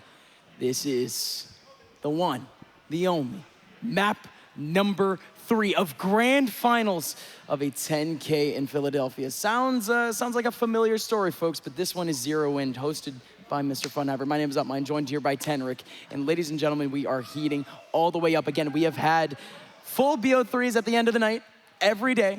So, of course, we're in it for the long haul. Ascent coming up for these two challengers teams. 13-8s on both sides for both of these teams' map picks. Could you really expect anything less from both of these squads that have brought absolute identity to their performances off of Nightblood Gaming, full-blown aggression, better team fighting, and absolute pop-offs on Legacy Kingdom? Beyond intelligent gameplay and continuous backup plans that get them over the line. But there have been some true protagonists in this story to facilitate both of these wins for either side, and it's been those Omen players. It has been. We can't ignore Note and Tim any longer. The kill feed sure doesn't, does it? Their ability to not only play on their own utility, but to play off of absolutely nothing, to play in vacuums is otherworldly. Again, I have just been ramming home this point that, again, these secondary spears, these guys that are just able to react off of chaos, react off of so much information from their teammates, and able to just convert it into mouse one clicks. These two have been able to do it so efficiently. These guys just don't have any responsibility when it comes beyond the smokes. That's so simple. Omen is just that type of character where you can, again, you can just go on and off of being with your teammates versus playing for yourself. And these two players are showing that sort of play style perfectly in front of us. A lot more of a fast-paced walk-up from Note a lot of the time. You'll see him go for those off angles a lot more often to go for backstabs. Almost never punished, by the way. Exactly, and Tim, in the meanwhile, is almost never punished for those frontline swings that he goes for, to go for integral denial towards these pushes that otherwise have so much firepower behind them. Two Omens that play such beautiful games in such different ways. So exciting to watch up on the main stage. Yeah, and again, across the board, we have so many fun matchups. Of course, at the very, very top, you have had Muddy continuing to frag, to continuing to do the business, and then yet you still have Son of Car, who, as you said before, has been one of the most consistent, one of the most touted players to come out of this tier 2 scene in the last 2 years.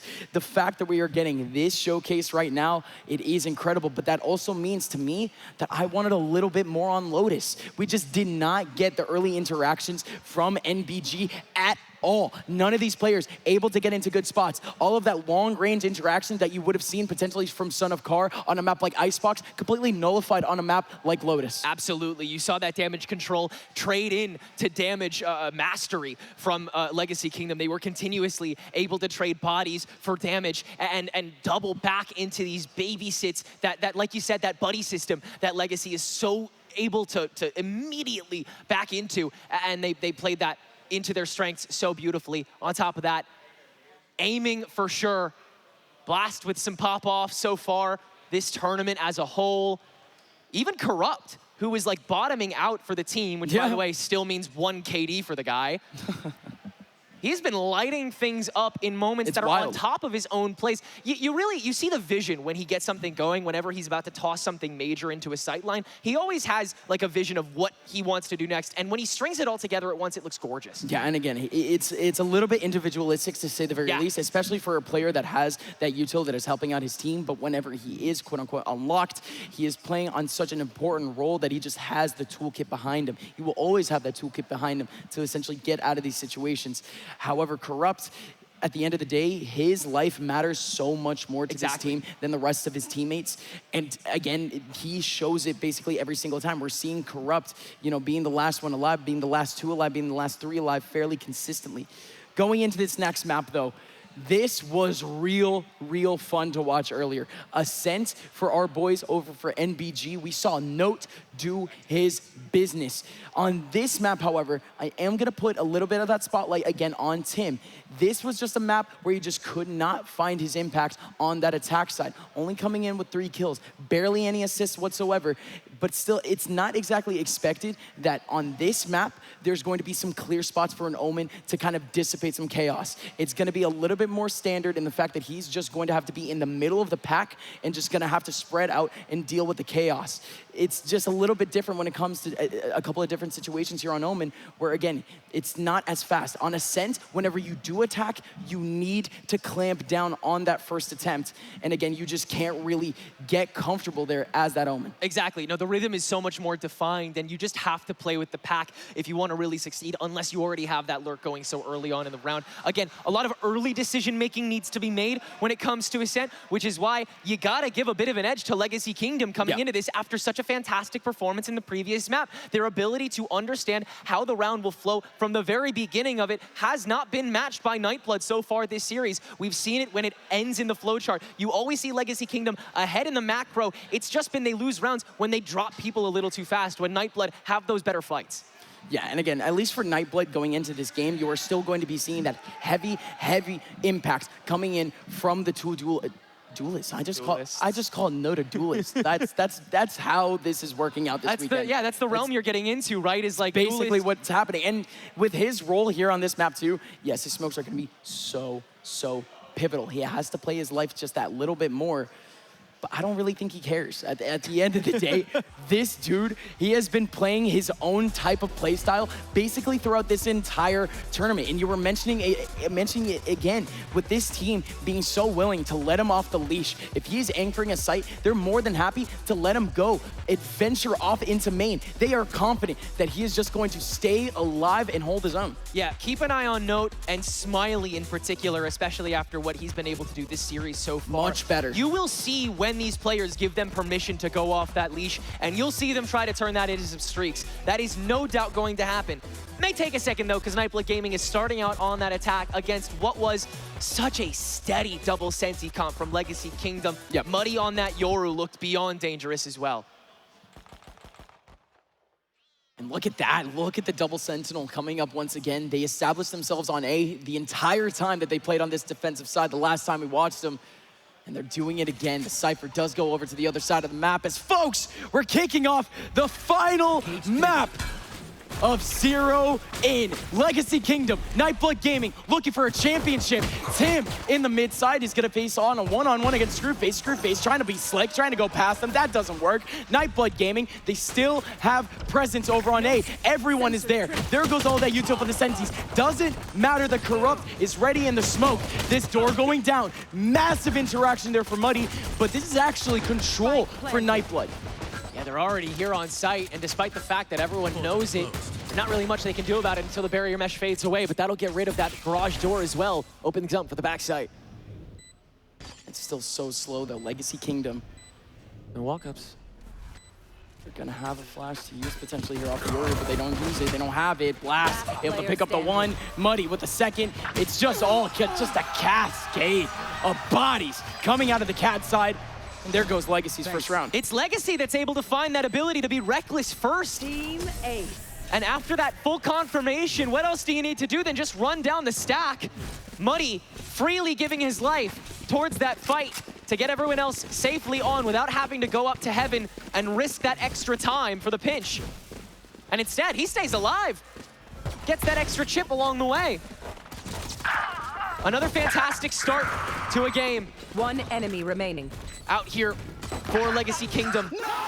No doubt that anti-eco sure to follow. They have been incredibly decisive so far, today and yesterday. Yeah. It's been a little bit tough to say the least to try to mitigate because again, Legacy Kingdom, whenever they do show that early pick, whenever they do show that color, it's basically the opposite here of Nightblood Gaming. They're not willing to give up that space. They're reinforcing it immediately. The comms are chaotic for a reason. Corrupt. No escape. Stepping up in Cat is gonna have a one-on-one, and that's light for him. Could have been a little bit disastrous. But at the end of the day, the presence is going to be around the map here for Legacy Kingdom. Nightblood Gaming, they're looking for some one-on-ones. They're looking for some sort of Spike down isolation, A. basically just for the economy. But at the end of the day, Note is just gonna be looking for some headshots, just looking for some sort of economic advantage. And there goes Jonah, taking him down. Again, clear-cut round. It's what we expect. The next one's gonna be the big one. Nightblood Gaming, we have to start thinking about their approach a little bit. Yeah, this time it's Legacy that's able to keep their distance, and those two Sentinels being the ones that are playing the most close quarters at the moment, they can act on their util the fastest when they don't have those rifles. Nightblood now do, though. And on this attack half, they've got to take what they can get when they can get it. Not much in the bank at the moment, but let's see what they work with in the listening. I'll take it to this round. I think we start conditioning mid default. Yeah, do they have Outlaw? I don't know. I didn't see Yoru had a classic on my body, but like he might have like been holding a classic out because he has an outlaw. I don't really know. Where?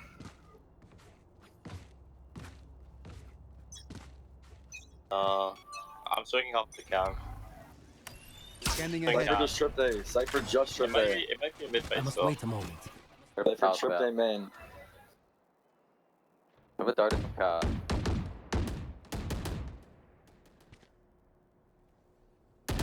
What's up, cat? That's Yeah, I'm coming in mid with the Kumi. The card. Mid. Could be like under me with a Bucky. Yeah. Can we pump A and B? Fuck, you get it. Seems Pump like- A and B, guys. Nothing, nothing. Look left. He's joined mid. One tree. They smoked them in early. It could be like, early. there's definitely like a shotgun in here. Careful Pump now. A and B, boys. Let's go. Yo, on can my you shock wire. this? Is there any way you can shock this? No, no. Oh, break that trip? I use both. I reached the tree. Nice, Kyle.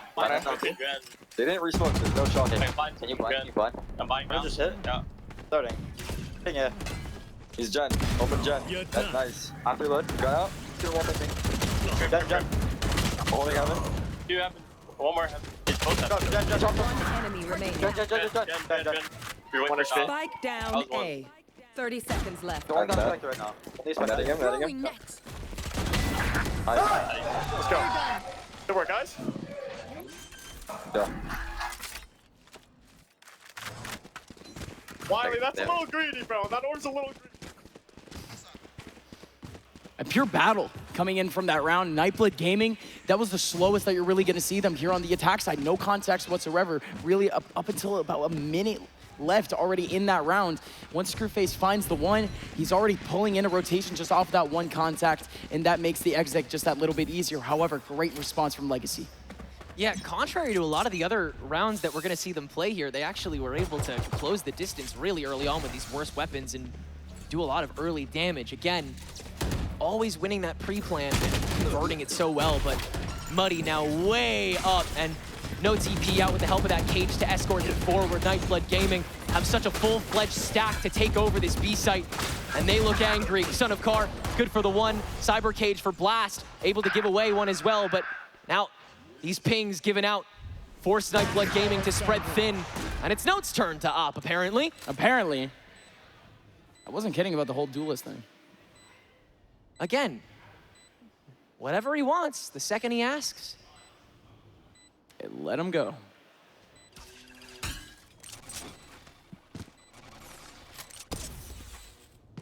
Can't cut noise now, unfortunately, so Corrupt's probably just gonna play for whoever on Nightblood's ballsy enough to go for the exit kill. They're still taking a while too. Yeah, but they go for the kill early enough where the spike won't even go off. Tied scoreline. Just a great take of the B tunnel overall. After that early death from Muddy, you're able to collapse that, and two remaining defenders are still a little too choked up on site, so they have to just corner themselves rather than move forward into a non-optimized position on Shaq. Great way to leave the entirety of B side in this position. And not allowing for the rotations to come in too because of how fast it was. Left Yeah. already in that round. Once Screwface. One and done. All you need. Whoa. Look at the aggression coming in from Legacy Kingdom. Two players on that front side. Screwface is going to be able to get a kill early on onto Corrupt, but hold on a minute. Angle there for Son of Car. No response from, oh no, Muddy. Oh no, That's Muddy. so awkward, dude. It's a disaster. It's a pure disaster. 3 players on A to start the round, and they're all dead within 20 seconds. A peek from Screwface, followed into the aggressive op on top of the coverage.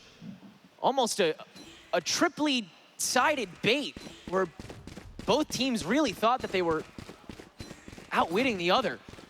But it's Nightblood that has a dominant man advantage coming into their takeover of B site that it looks like they'll recycle here. Spike drop. Still, you'd love to not, lose any bodies or have to use an ultimate along the way. This isn't bad though. Jonah has a cam in front of him. The Cypher util is still alive, but he's just a little bit disconnected. He was sticking up on the stairs. Great piece of util there from Nightblood Gaming. Still, ooh, okay, good job, Blast. But that's only 2 kills. Again, just good mitigation. Yeah, exactly. You can always count on Legacy Kingdom, at least one member of it, to be able to Gun here. force Nightblood Gaming to get back in their seats and lock back in for the next round. Almost a natural form of discipline for these young stars that now have that lead and a really decent bank. Seems like we're gonna go for a Dimensional Drift into a Hunter's Fury. Carr might look to go for that kill. Time to jump. We'll see what he commits to. Oh, well, there you go.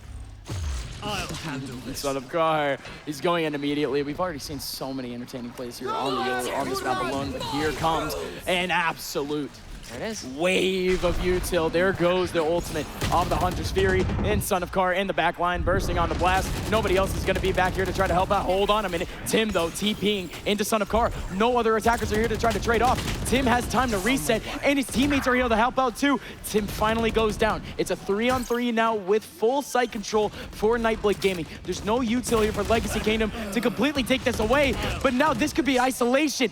You do have the Annihilation in the hands of Legacy Kingdom. 2 players remaining here for this attack side, and there goes the Annihilation. 1-on-3 now for this team, but he's still dancing. 3 HP though, he has no chance. Legacy's finally back. Insane counter-ult game played by Legacy Kingdom, man. That was trivial.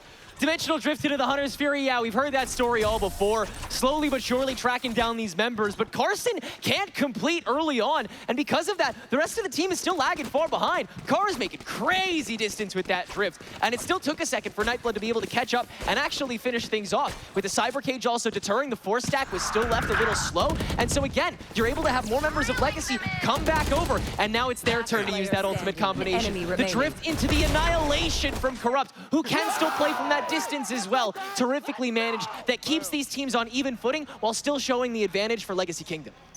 Now Legacy Kingdom going into this round, they do actually finally have a little bit of pressure in this early round. Yoru coming out of that mid side, smoked out immediately. But this is just, again, I don't really think this 2-man setup here for Legacy Kingdom, after these first 5 seconds, it has to dissipate, and that's exactly what's happening. 2 players backing on now. Back out. Take flight. They still don't really have a uniform idea of really what to do with that presence. No, like Play-Doh, just whatever you need, whatever given time, they want to try and fit that mold. Jonah, early Hunter's Fury off of the Owl Drone, attempted vacant info. Whoa. Still nothing here for Nightblood Gaming. Even though Legacy Kingdom are showing so many different looks right now, not a single good pixel here, not a single good position for Nightblood Gaming to be able to wait for these peaks, these cheeky peaks coming in from Legacy Kingdom. They've already tucked themselves back into these sites though, back into some good angles. This Deadlock though, this Deadlock has no ability to be able to get out. Corrupt has been trapped back in Wine. He has a teammate to try to cover up his cross. And there's 35 seconds. Surely they don't invest too much time into this Wine setup, and he just might be able to frag. Oh my goodness, here it comes. Screwface still gets the kill though, and that's actually the second one from Screw. Gets the info, site is cleared. Legacy Kingdom in one fell swoop with even Smiley chiming in. We're done. Everybody's going to be able to say their piece this round for Nightblood.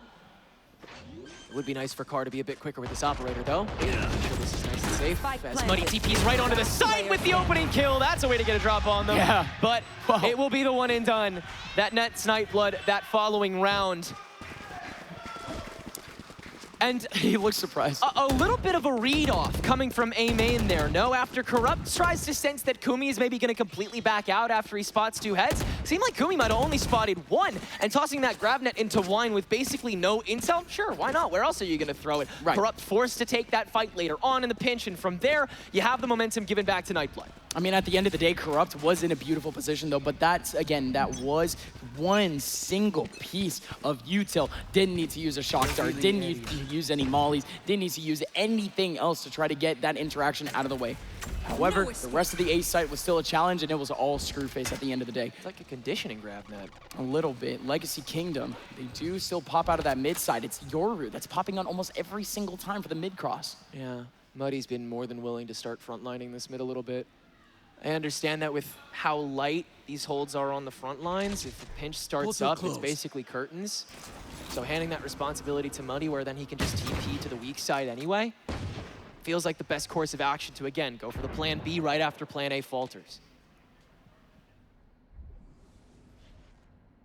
Nightblood have their target. The A site for this round. It's Corrupt. No escape. Has the right response alongside of Smoke. This isn't a great presence here from Legacy. Again, it is just going to be the Sheriffs. Corrupt through the flash. Gets the kill on the Son of Kar, and everyone backs up, just scared, really, waiting for another interaction, waiting for the convergence from Screwface potentially coming back in for the mid side, and Blast even connects another kill onto Kumi. Note, collecting Blast. There's still 2 more here on this A side. Yeah, and that's just beautiful. Jonah 6, cooped up in B. That was a little bit of a risky TP. There's Jonah in the frag. No. Collecting back a little bit of damage, back onto Jonah 6, but that's not important by any means. If anything, the half damage taken by these 2 players from Nightblood Gaming, way more important. Note down to 58 HP, looking to fight on his own. Smiley forced to rotate. They know he's coming in wide on a rotation. Could be coming in from mid, could be coming in from B main, but regardless, these Legacy Kingdom players have their heads on a swivel. My goodness. What a pre-fire through that smoke, but it just doesn't do anything. Note comes out of the smoke. Beautiful angle. Catches one. And the second player is the lowest HP one. What a huge turnaround there from Nightblood. A big game of timing getting played on that site after the TP back to get the plant through on it. A necessary risk had to be taken by Nightblood Gaming there, and they're able to get the job done. Still, site is really tough to crack. You still have that one member always there. This time, it was Jonah. Gotta look back on that play by Corrupt, reading that clone like a middle school book and getting rid of that Yoru threat immediately with 0 follow-up. It was good of Nightblood to be able to come up with that follow-up answer thanks to Note's TP, but say replicable with me. Replicable. I said it. You're welcome. We're back into the round. We do have Nightblood Gaming with one uniform idea outside of just having a little bit of a insurance plan, basically, just a backup plan. Cypher all the way over in B main. He might get isolated by one, but the U still coming out. He comes out late. The Lurk is actually in that one-on-one, but more importantly, the Omen's still trying to hold things down. The absolute mosh pit, the minefield of util on this A site. Nightblood Gaming, they have to try once, twice, 3 times for them to even try to get back into this site. Finally, they're gonna be able to take down the cage, but look at the rotation. That time has been chunked off the clock so much and has allowed Legacy Kingdom to rotate back into the site. But Smiley with 1 Hunter's Theory, say replicable with me. Don't really think that's happening again, but God, it's happening. Nightblood Gaming should be having a 6 here unless Blast has something crazy to say, but it just doesn't happen. Who needs a dimensional drift when you just have 3 normal people on a site, right? Right. Ping whoever. They're over there. Kill them. He's the man behind the slaughter. No, seriously. Seriously. Anytime the conductor. I picture him like a full command center, yeah? Oh, yeah, like one of those, yeah, just one of those like tech guys from, you see Ice Cube in that new World of Worlds movie? No. He was sitting at a laptop the entire time just watching people take like phone videos of like aliens. Uh-huh. And that's what you feel Screwface is? Yeah, I think Screwface is Ice Cube. Yeah. Okay. Okay. I'm realizing that my comparison might not be the best, but it's the best comparison. The calling is really good from Screwface. Just to turn that round and again. Yeah. To convert such a strange positional disadvantage into you utilizing your ultimate advantage to actually swing back the round. I mean, that's the kind of macroscopic work that we're looking for, you know? But it took so long for him to pull it out. If anything, again, after the first or the second approach, trying to get back into sight, at that point, the Hunter's Fury would come out. But the Hunter's Fury only comes out more than a minute into that round. Right. More than enough time had already come by. Literally just a honeypot. All the players coming over from B, just so that Hunter's Fury has that concentration in the back line. They use that time on the clock, getting chewed against them, against their opponents. cutting down to the wire, and then lighting the fuse. Nightblood Gaming up 6-3 now on the attack half. And looking to feast on the eco here from Legacy. Corrupt stands alone. A deadlock should never leave this room. But the rest of Legacy gonna respread after that initial stack. Doesn't find anything. Enemy tag. Oh, but Muddy. Deep in the mid, not able to find much, but it was certainly an attempt. Not much information out of it. Legacy Kingdoms, they're still trying to push the situation a little bit. 2 players approaching up into top mid. Portal closed. And that's important. They're gonna be able to get into a contact with 3 players here crossing back into the site purely because of the presence that would have been showed over on that A site. Jonah 6. Great check. With a beautiful gun. Not able to use it. Blast with the sheriff. In the mid side, not able to do 30 much. seconds left. Again, as clear-cut as it gets here for Nightblood Gaming so far, but at least Legacy can try to get some Spike exits planted. here. There's still a few rounds left in this half, but again, at the end of the day, Nightblood Gaming adjusting a little bit. You even start to see a little bit more from the util side, from the deadlock side, and also just Cypher in general. We just haven't seen the Sentinels really cover their backs, use too much util for those flanks, and purely, you know, you have the presence throughout the rest of the map to try to track those flanks, but at the end of the day, I feel like it's been a little too loose, you know what I mean? Yeah. It feels loose, but still, it's that little bit of proactivity that we can call out from a round that was straightforward. Shaken but not stirred. That's the way that Nightblood Gaming intends to leave this match. It's clear, you have to respect this team every single round.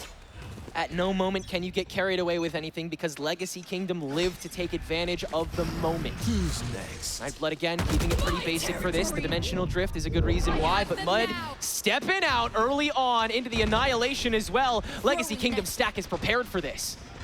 I'm back.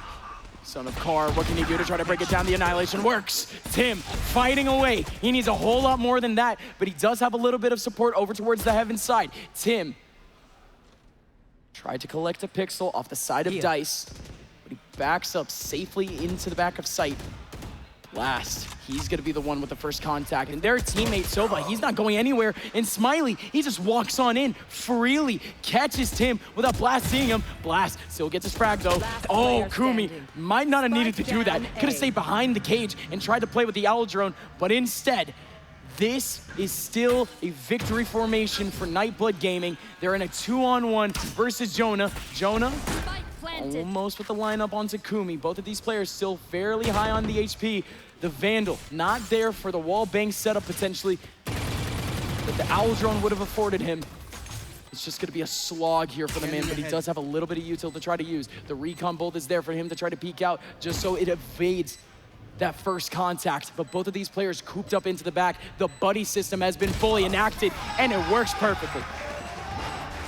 Really amazing seeing Nightblood Gaming adapt and work with what they can rather than trying to access what they can't.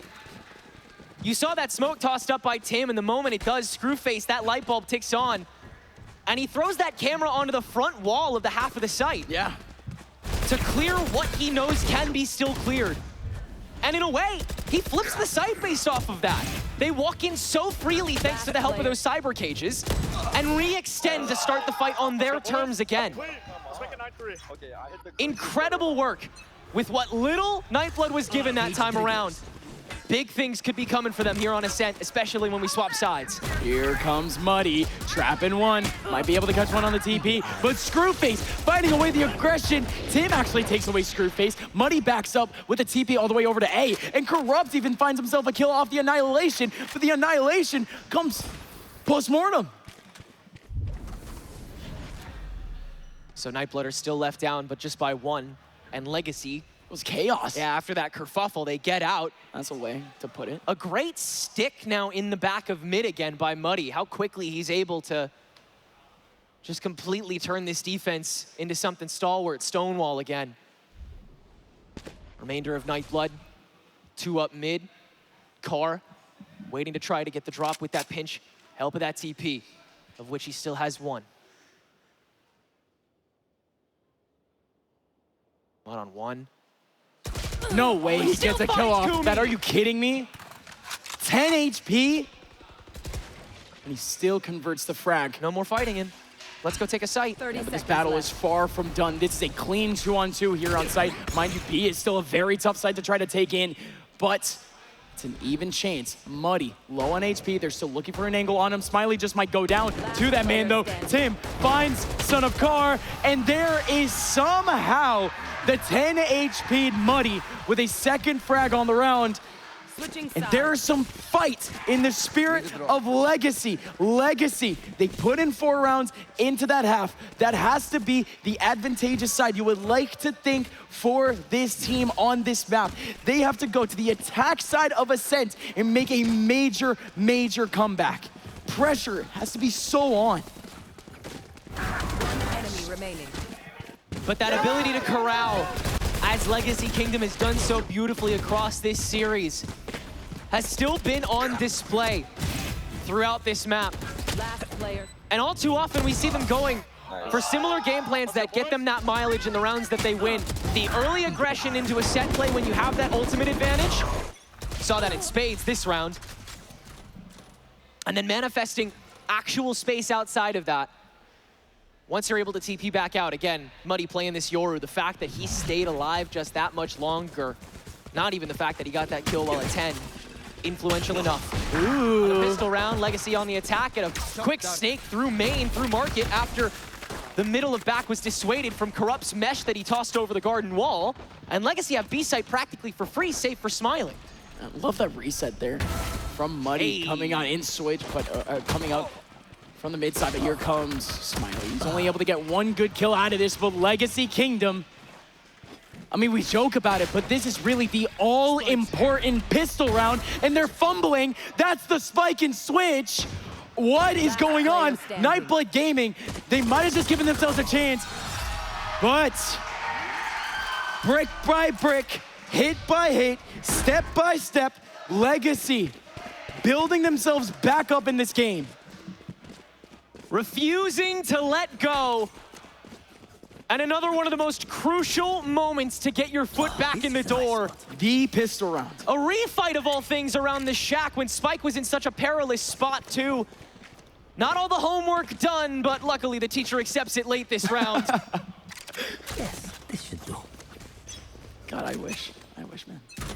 What a pass mouth You so get 80% easily. credit. Oh, that's amazing. More than enough. Hey, Nightblood Gaming, they're trying to push the situation. They're just trying to make this entertaining, you know, trying to give us some gaming. Yeah, give us a show for this round, Nightblood. I'm looking for some gaming. That's what we want. That's all we want. Stack a la Legacy up B main here with the dump. Who's gonna find something? Oh, trap wire, too far play with. Jonah. Jeez, Jonah? Was that one burst? I think so.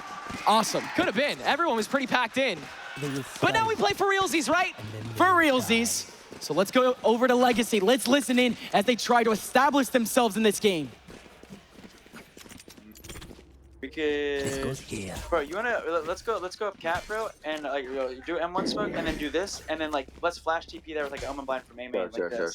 Let me solo. Yeah. Oh, garden? Yeah. Yes, I'm gonna blind garden. Yeah, Bring you're your TP into best. garden. I'm gonna start A main with We're Sim. smoking mid one. Yes, I'm smoking mid one. Actually, no, I won't. Wait for Over it. there. Alright, now 3, 2, Cat. 1. Yep, good. Yep, Over you're gonna throw there. your clone here. He's gonna drone. You're gonna throw your TP in a tree like that. Trip, 1B main. Alright, throw your TP in a tree, Muddy. Alright. Wall B, wall B. Clone it. Close, it could be left. Yeah.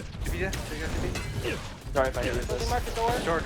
Sight. Wow, I just got full spam. Sight for on A. We can go together. Yes, right there. And straight into two indoor.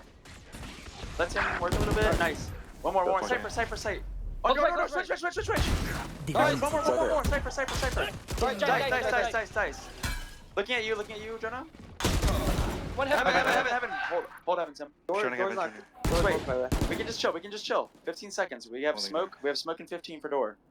And then we have dart for heaven in 10. Just wait for these rechargeables. I think you smoke heaven and we double fight door. Yeah, just He's give me a got second. like I was fucking I'm fine. pretty sky I was fucking Wait, fine. he can do a 50-50 smoke. You can get in it, Jonah. door. Okay. Yeah, if you want. You're in it. Boom. Ah, never mind. I don't want to do it. Standing ahead. Close the door. Broski. Oh, No door. that. You can't break door. Broken. He's gonna net. I'm 30 tapping. seconds left. Good, come out door. I'm planning on swimming. Nice, they don't know. Good flank. Yep. Tim was looking man. Like my flank right now with that. Playing my life out. Not planted at all. Netted, Grab Jen. at it. From Door. Double door, I think. One door. Crossfire Double door. kinda. Double door. Out. One enemy remaining. Dead. Chill. Chill. Let him go next to him. Last player Bless standing. you. What?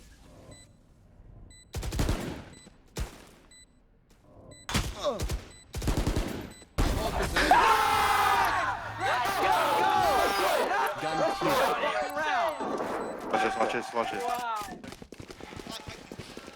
You want to talk influential rounds? Brother, was that one. The bonus stolen away by Legacy Kingdom here on the slow rolling attack. After the dispersal over on A site on top of that spike, Jonah and Tim make it work. And that score line has all of a sudden grown just inches apart. Just such an awkward scenario at the very end. Everyone basically in that 2-on-2, that 3-on-3, getting caught from the side, getting caught off guard. Corrupt stepping in on a note. Blast collecting another kill on the Son of Kar. I mean, Nightblood Gaming, they already put themselves so far into enemy territory. They play preventative. And Legacy Kingdom, they just stayed so far back into their own extremities too. Again, evading that sort of situation. Again, it's hard for them to try to predict that, but Nightblood Gaming, they still walk right into the jaws of the beast. 3 players, 4 players for Legacy Kingdom over in top mid. And every single one of those players that were in that mid side all go together back into B through spawn safely. But this round is still far from over. Screwface still putting on some damage, but he goes down. Oh, hold on now. Muddy going down a little bit to the shock dart. There's 2 players so ungodly low, but he still can't get anything out of it. Comeback completed for now. We have a tie game. And now, do you build your own story? Do you go ahead? Does Legacy Kingdom have what it takes to continue thwarting Nightblood? Early aggression being the death of both of these teams' defenses early on in rounds. Again, it feels like so much is decided once there's a 2-person gap, or once there's just been too much expended. That goes there. Nightblood have to find another leak in order to tear open. And it's not slow by any means. Nightblood Gaming, they are showing some sort of phase in almost every choke point on this map right now. Except mid. You just have a wire for that now. But that's all that matters. They still have at least some sort of presence. The Sova backs out. Don't really know what the call might be though for this Sova to be going over. It certainly can help with the recon bolt stuck onto the wall.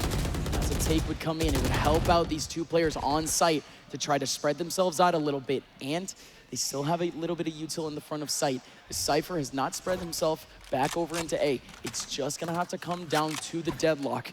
Legacy though, they're not giving up a single contact, a single interaction. Whenever they do get into an interaction, they want to make sure that they're controlling that. It was 8 rounds that the losing team on both of the previous maps got to. One team about to hit that stratosphere before the other, and it could reset this entire economy. Legacy playing committal to this attack. Paranoia and Smokes out, but Tim doesn't TP atop it. The recon dart to dissuade. Now the other way into the Hunter's Fury on the attack. Corrupt reveals himself. Jonah now free to find whatever. The rest of the team doesn't. Outside of the smoke, Smiley pops open, finds an off angle, and tries to convert it into his own Hunter's Fury. Playing keep away on top of the spike plant as there's just 10 seconds to go. Almost getting the tag in the lane as well, but nothing ends up hitting, and Tim can get this plant down. No pixels for Son of Kar, but Son of Kar knows exactly where one of his opponents are. Jonah 6 not peeking. Look at the panic here on this Yoru, trying to find where Tim might be, trying to find where Jonah 6 might be. Tim just tucking his tail in the back of this site.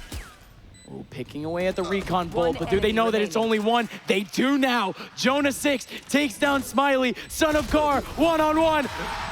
You cannot get any sharper than that. Tim easily swiping away any threat going into that site. And that is a complete comeback. Cascading threats that continue to discombobulate Nightblood Gaming. Money's TP was never for Money to go forward on that round. It was to get Corrupt closer to that box so he could consistently throw that grab nut up to heaven and cause that earlier pressure on site. The smokes had already done the talking on the rest of it too. And then Hunter's Fury, the cherry on top. Once again, Nightblood relegated back to a shoddy buy, and all the pressure in the world to find something before a decision is made, but all the reason in the world, all the training to not buckle under that pressure. Notes. Can't strike down on the Phantom.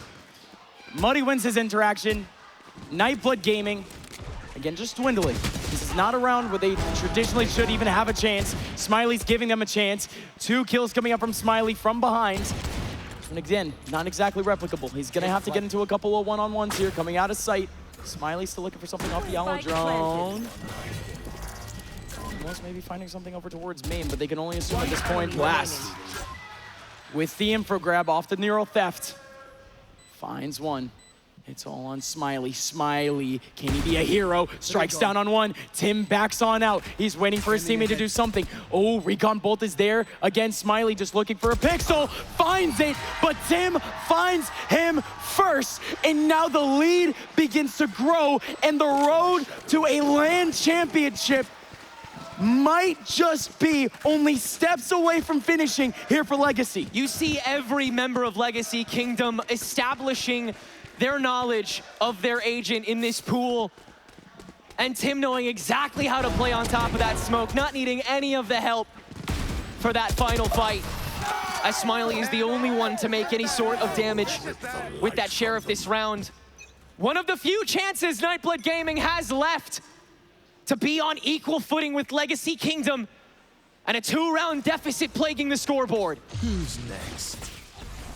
It's just the fact that, again, they put in so much into this round now. They do have a couple of rifles. Oh my goodness, Muddy. Muddy has a little bit of util on him, but here comes the convergence. It's just over already. The Annihilation's there. TP from Summonacar, however. Summonacar holding it all down, able to get 2. There goes the Omen, trying to help him out also. Corrupt does finally take out Kumi. There goes blasting it out Screwface. But again, this B site completely shut down. But that's not to say that the rest of the map exists now. 2 players remaining, both of them on one side of the map. Legacy Kingdom, tucking tail, going to A, can establish themselves a little bit here with some deadlock utility also. Same thing with the Cypher. 1 TP ult gone for Nightblood Gaming, 1 now present again.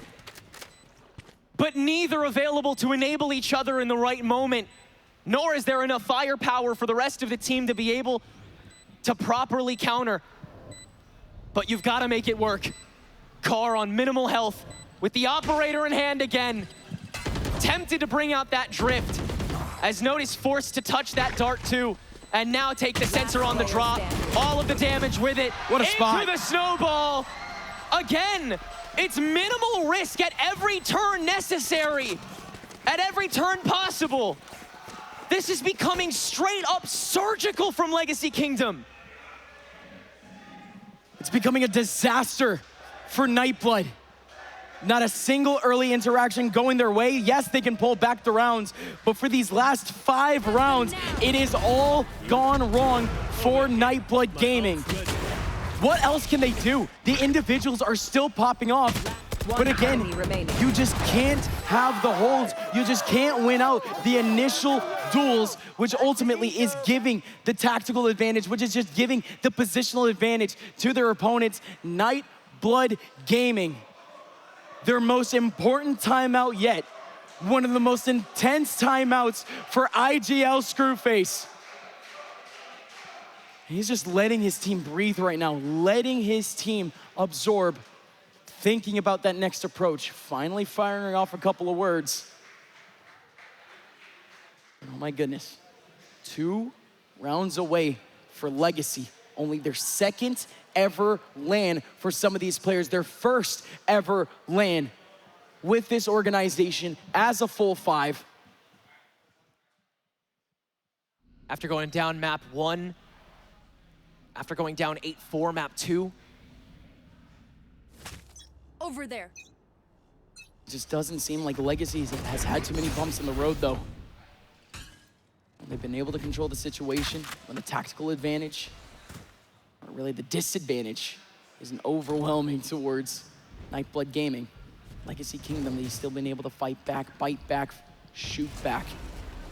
Look at Legacy right now. They're not in any position right now to be able to shoot back. They have scaled all the way up to the top of mid, but nobody here from Nightblood is catching any contacts.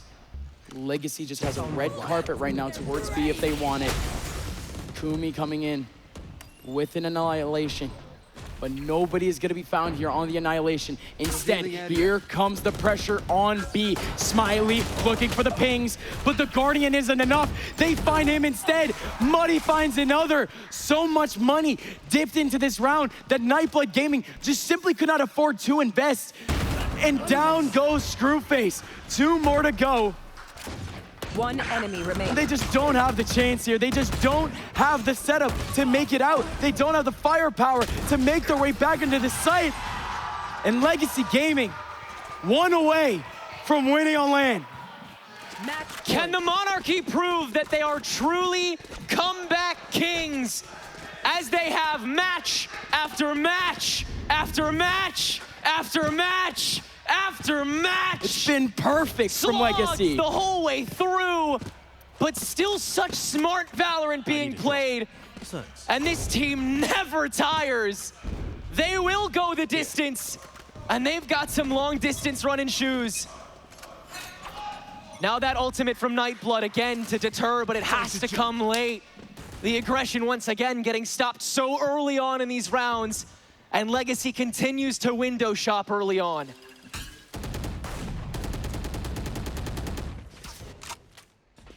They established themselves already in some pretty pivotal positions early on in this round. Mid control is basically fully there. Sova is gonna have a little bit of a monitor, but look at the stack coming out from Nightblood Gaming. The presence over towards that A site. They're gonna be able to use that Yoru just to shift him over, back over towards B if he needs to, and he can just be so mobile in this corner on this switch. He has a couple of flashes just to try to throw off the take, but that's all that Smiley needs.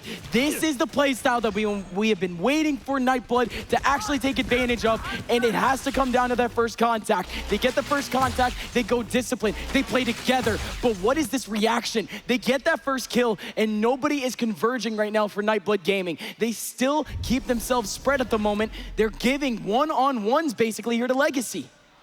Meanwhile, Legacy's already stretched out onto the B side. It's on Kumi! Takes care of them both. That spike for free, and your Omen's gone too. You gotta hold it down. Muddy walking up on top of the pedestal. 2v2 for Legacy to take this back, but Spike is abandoned. It's far from over though. And notes unknown.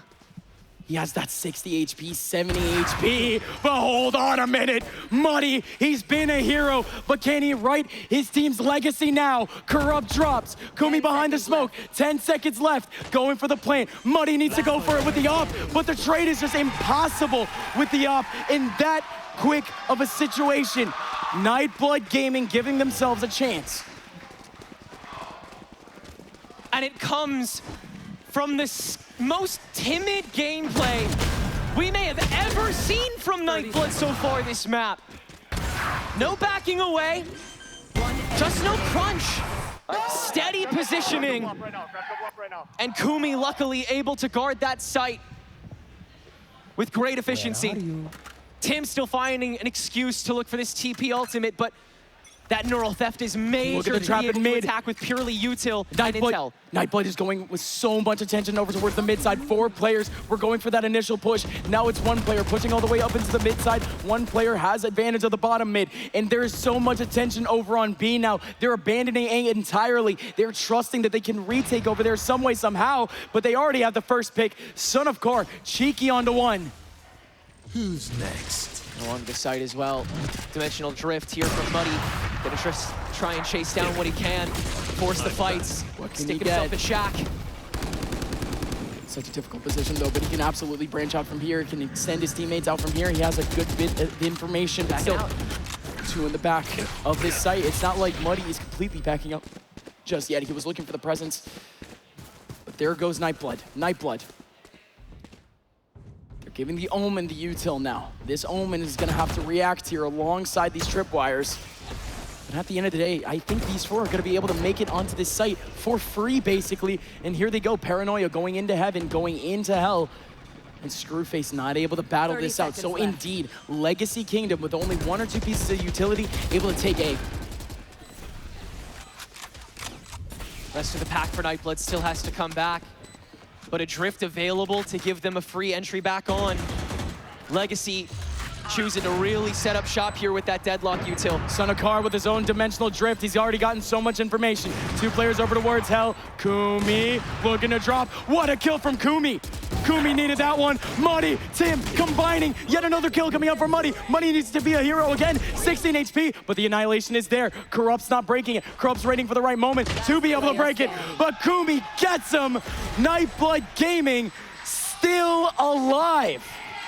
Another 4K from Kumi, exiting that round. Where has this been all tournament from Kumi? It's coming out in the grand finals when you need it the most. Unbelievable. And into all of that setup as well. Like you said, the site was practically free. That feels like when it's the most decided, especially when it's A. What does Legacy have left? Listening.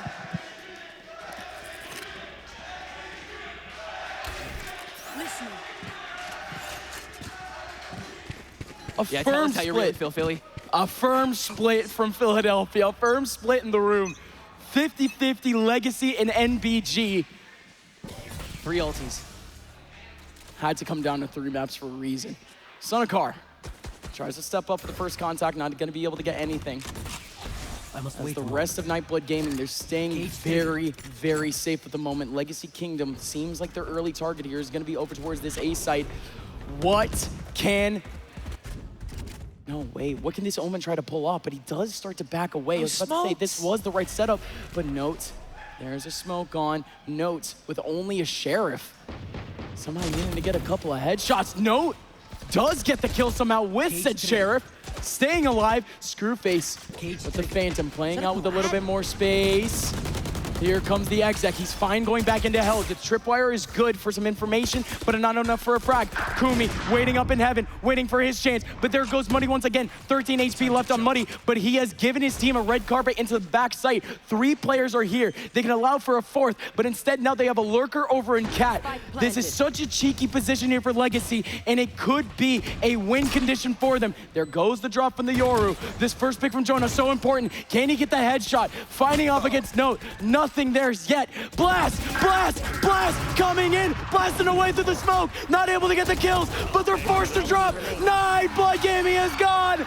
Legacy Kingdom have a championship on LAN. Holding it out for the long haul.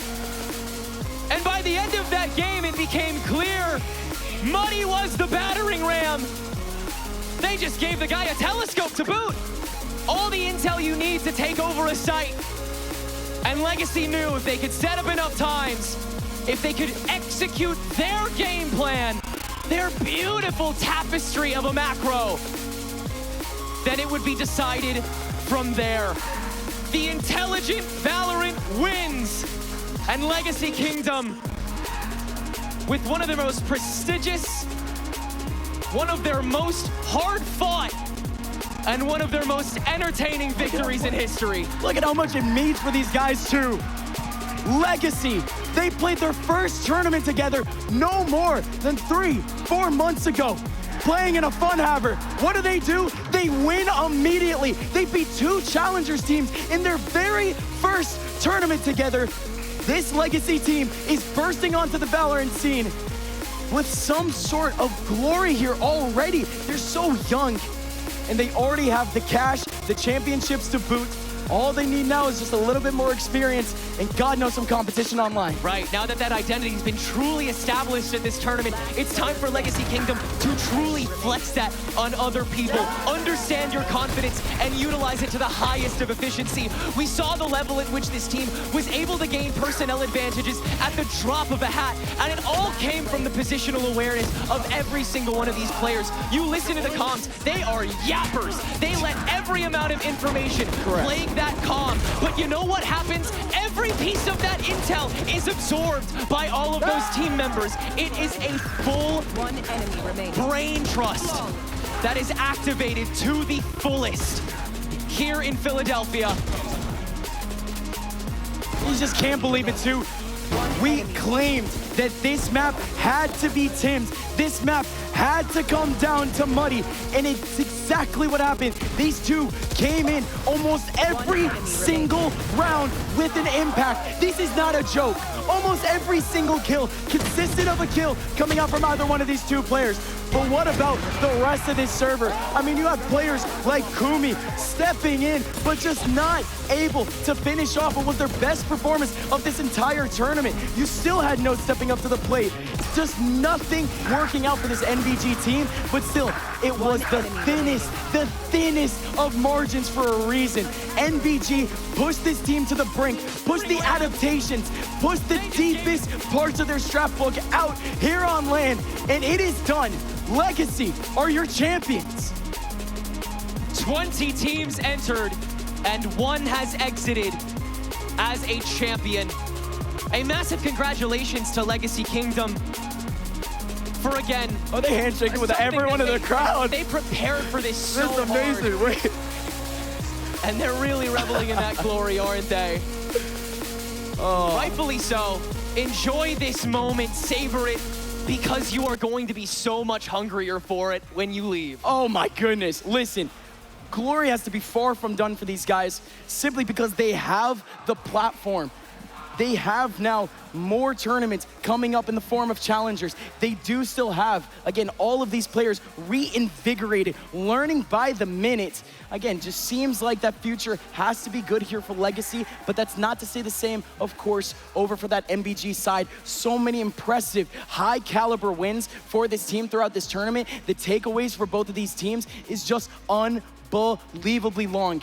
This tournament has been so valuable for these players, not only for the players that came out of the top 2 and to the top 4, but basically everyone that made it into this top 16 are coming out of this with just a new breath coming into Valorant, coming into their online careers, as again, it's so hard for these guys to get that LAN experience, and especially organized like this through qualifiers, where these guys had to compete together in the last few months to even be at these LAN. You couldn't just have a team and be at this LAN. You had to do something online to be here. And again, all of that preparation still worked out for one of these teams. Legacy. Yeah, daring to be somebody, but like you said, every single one of these teams, every single one of these players, never having a better perspective into their potential, floor to ceiling, the whole 9 yards, and no different than the players on this stage right now. Every challenger team, every tier 2.5 team, every FA pug stack we saw walk into this venue, we saw them at their worst, their best, their highest, their lowest,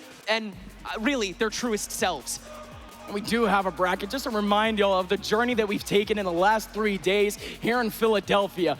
For 10K, Legacy at the very end, yes, they take it over Nightblood, but we had so many of North America's best from this level. You had Pigeons coming out as the #1 seed. They're not even in challengers. They get upset by SAD in that quarterfinal round. Legacy had to make it through Rice and Cracker. Still a team that you just have to say they had that potential purely because of the individuals on that team. That was already a bump in the road, and already before they faced the underdog nightmares in terms of overtake, and even then Legacy able to make it through. On the other side of the bracket though, upset after upset. Dynamo, a team that is supposed to be up next, who we were touting to be up next in that semifinal, proved that status, taking down a challengers team in Burger Boys here on LAN. Just in terms of the future, the short-term future here for Valorant coming out of this tournament, it seems like some things have shaken up. But it also seems like Tier 2's present of Valorant is here up on that main stage, and they're about to get some trophy jerseys. Here is Mr. Funhaver himself with the presentation. Hello, everybody. Hi, Tim. Thank you all for an absolutely amazing weekend. You're welcome. Now, most tournaments will have a trophy celebration. We're in Philadelphia. I'm a big baseball fan. This is a big baseball city. Correct. So here to present the championship jerseys to each of the players, I am very happy to welcome your 0N champions, Legacy Kingdom, and starting off, Jonah AAA Barney 6.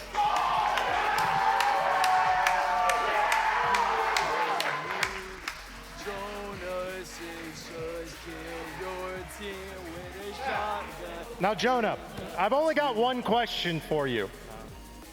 Why Barney? Barney? I didn't even hear my song, but I don't know. All love. All love? All love. Congratulations again. Now, you're good to go. Thank you very much.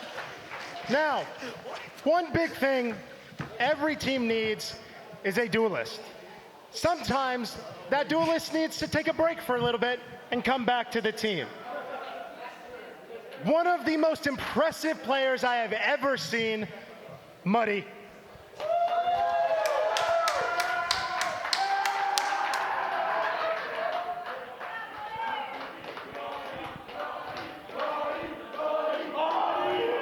You're a fan favorite, Muddy. Now, I've only got one question for you. After being relegated going 0-5, how does it feel to come out here and win? It feels amazing. I couldn't do it without my team. They're just so good at the game. We played so good together. Yeah, you guys did. I'm proud of you. Congratulations, bud. Appreciate it. Yes, sir. Now, let's be honest. Let's be honest. Come here. This one's a little different. If you look down, cameraman, you'll notice something on our feed here. Oh, yeah. Wiley Corrupt here has been a player that I've spent a lot of time working with. They've been an amazing person. They're an incredible IGL. And even though I have a winning record against you, you've shown out and you absolutely stunned. You led this team to an incredible comeback after going down map 1, 13-6, dominating map 2, and then this comeback again on map 3. So, congratulations. Here is your championship jersey. If you could hand it to me in a way that made sense to put on. No, that's how I got it. So I don't know. Yeah, you're good. I have one question for you, and you have to answer honestly. Okay. Was it that easy on Ascent? Oh, it was. Attack was just light work. Light work? They didn't even care anymore. They didn't even care. Oh, they didn't even care. Thank you very much. Thank you very much. Thank you for that. They didn't even care. But you know who definitely did care? I'll tell you who definitely cared. A man with a name that I quite like, Tim.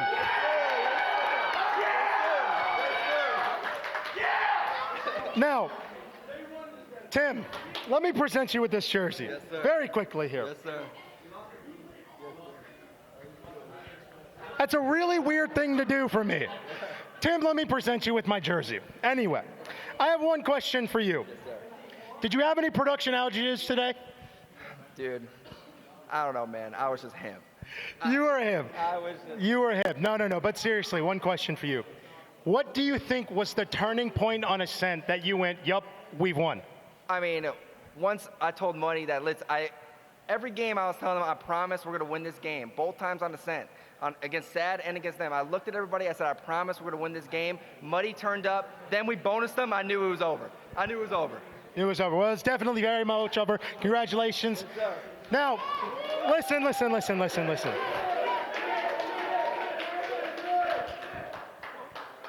Thank you. We have one player here, not to be last, definitely not least.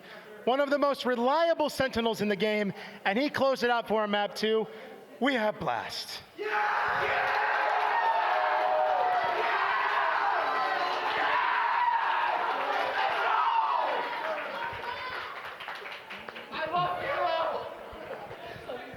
Blast, you've been to every single LAN that I have run. Yep. You have made it so close multiple times. How does it feel to finally win? Feels pretty good. Feels pretty good? Yeah. Okay, well, I've got one question for you. On map 2, Lotus, in that final round, you managed to walk all the way out main. What did you think they were thinking? Well, I baited my team, so they had no idea I was there. And that's it. He's baited his team, everybody. Well, congratulations. The bait worked out. Now, one more thing. You're good to go. Thank you very much, man. I appreciate you. Now, every team has multiple components to it, especially behind the scenes. And this one is nothing but special. Sword and Sharpie. Now,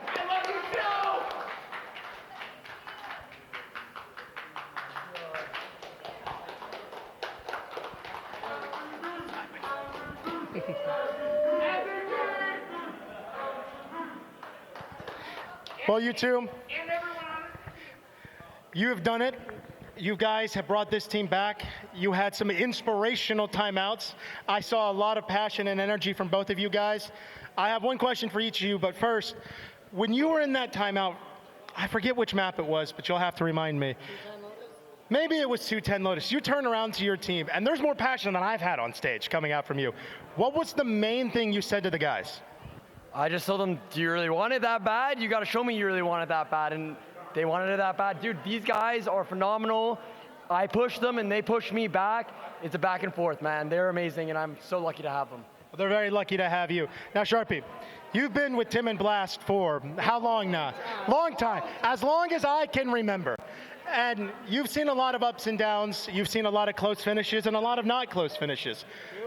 When did you look at this team today and realize we're going to win this whole fucking thing? Every single round, man. Every single round they play, I know. They're never out of it. 1v5? Blast in a 1v5, he's never fucking out of it. These guys are the best. They are the best, and they're never out of it. Thank you guys very much, and congratulations. Yeah.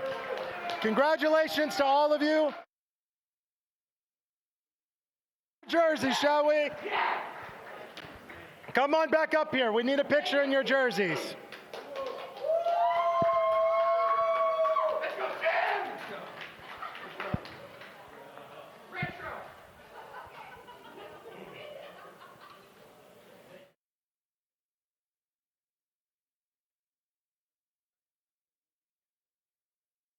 The championship trophy or the championship jerseys, courtesy of Tim, to Tim.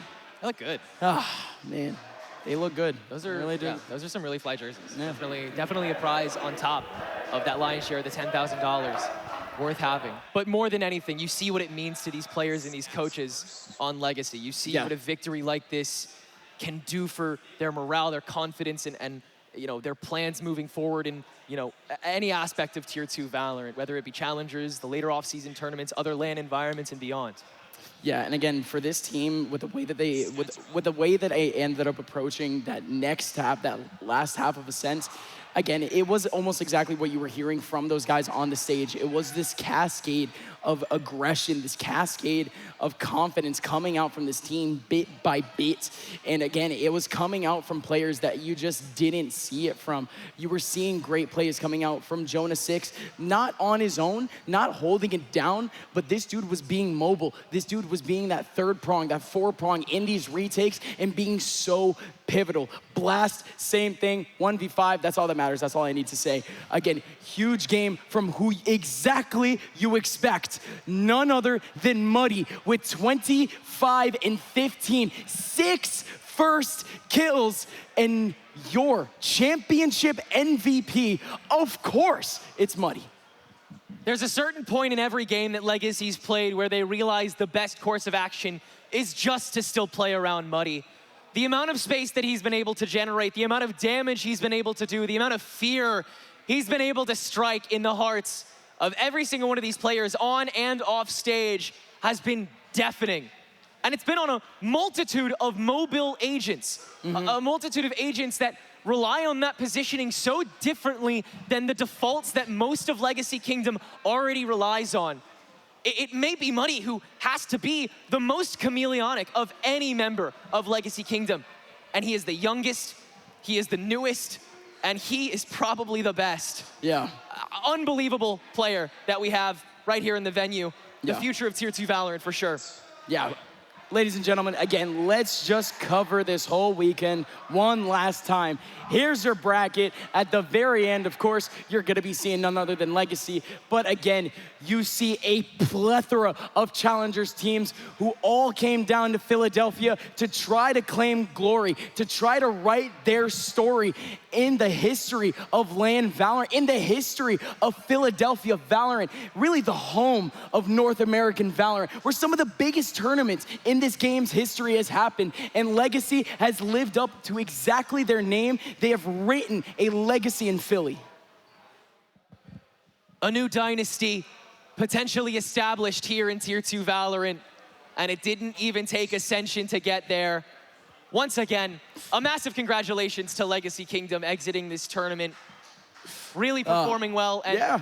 a really amazing tournament overall to watch as well. Yeah, just so many standout performers coming out from this playoffs. And I mean, even the top player that came in terms of KD, he wasn't even spotted a single time on stream. The other player that came out of the group stage with the most KD, he also never even got a chance on stream. This tournament, this building littered with talent, littered with the future of our game. And again, we might not see that future formulate within the next few weeks, within the next few months, but you can be damn sure that you're going to be seeing so many of these faces for years and years to come. I think that's gotta be it, isn't it? I believe it is. We have officially completed the Funhaver Zero in LAN tournament. That feels so surreal to say, but there's a reason we're done with it. It's because so many amazing people worked so hard on it. To the production crew, the TO staff, Tim himself, obviously, to all the teams that came out, to all the content assistants and managers and psychologists and therapists that helped along the way. Obviously, to y'all at home and everyone in this venue, thank you all so much for being a part of this family with us, and we hope to see you elsewhere in Valorant. Take care.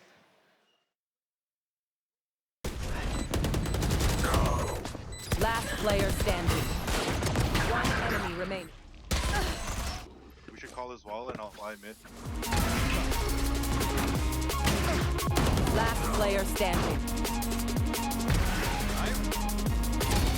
No more. One enemy remaining.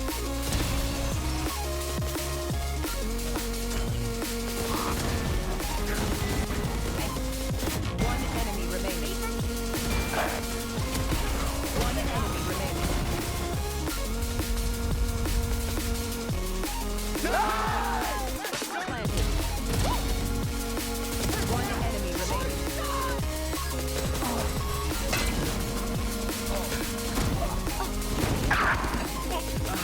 Last player standing.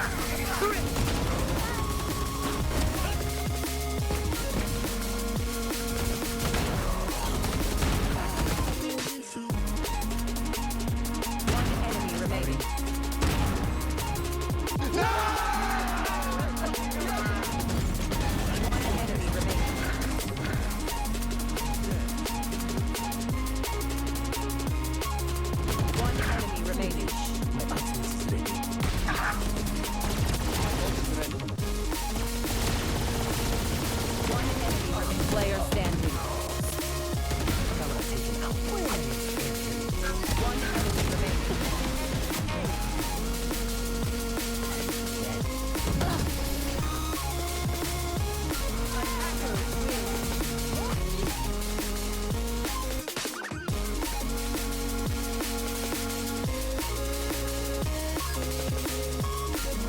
One enemy remaining.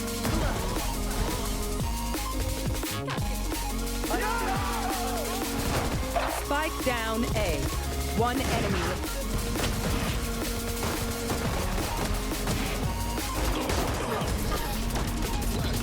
Spike planted.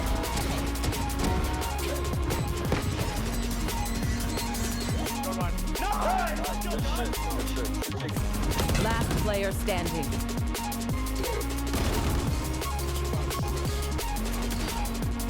Gotcha, fun. My turn. Last player.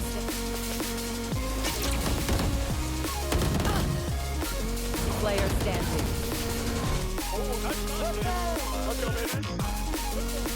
One enemy remaining.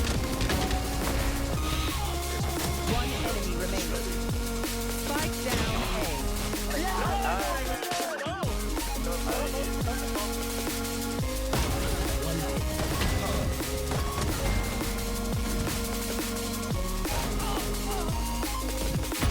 Killed that cycle.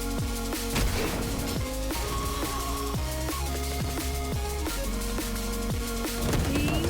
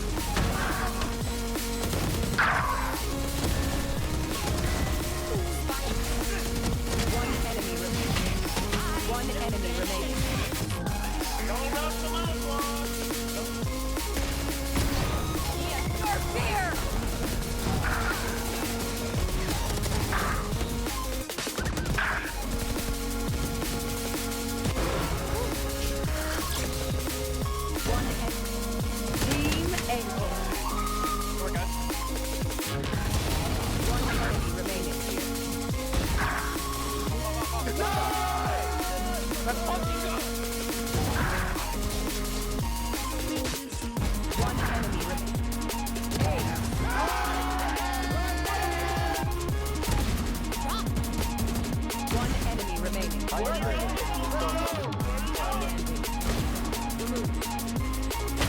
enemy remaining.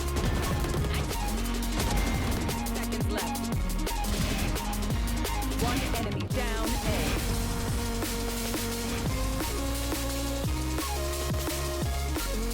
Player standing. One enemy remaining.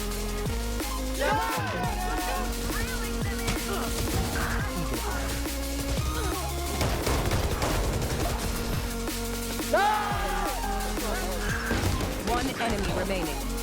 Flawless.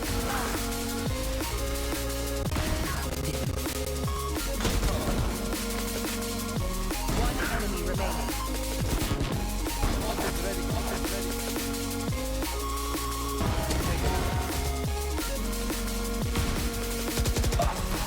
One enemy remaining. One enemy remaining.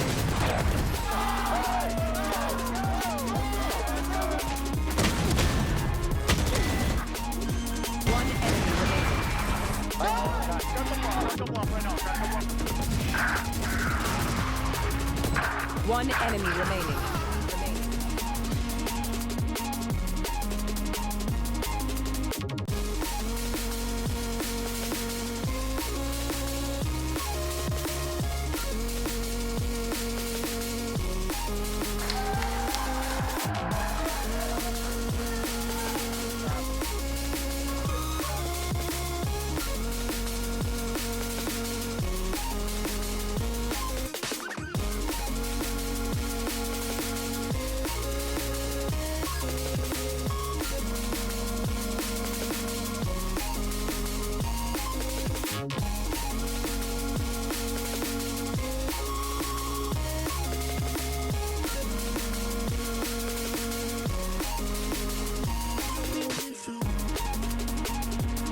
Blasting a 1v5, he's never fucking out of it.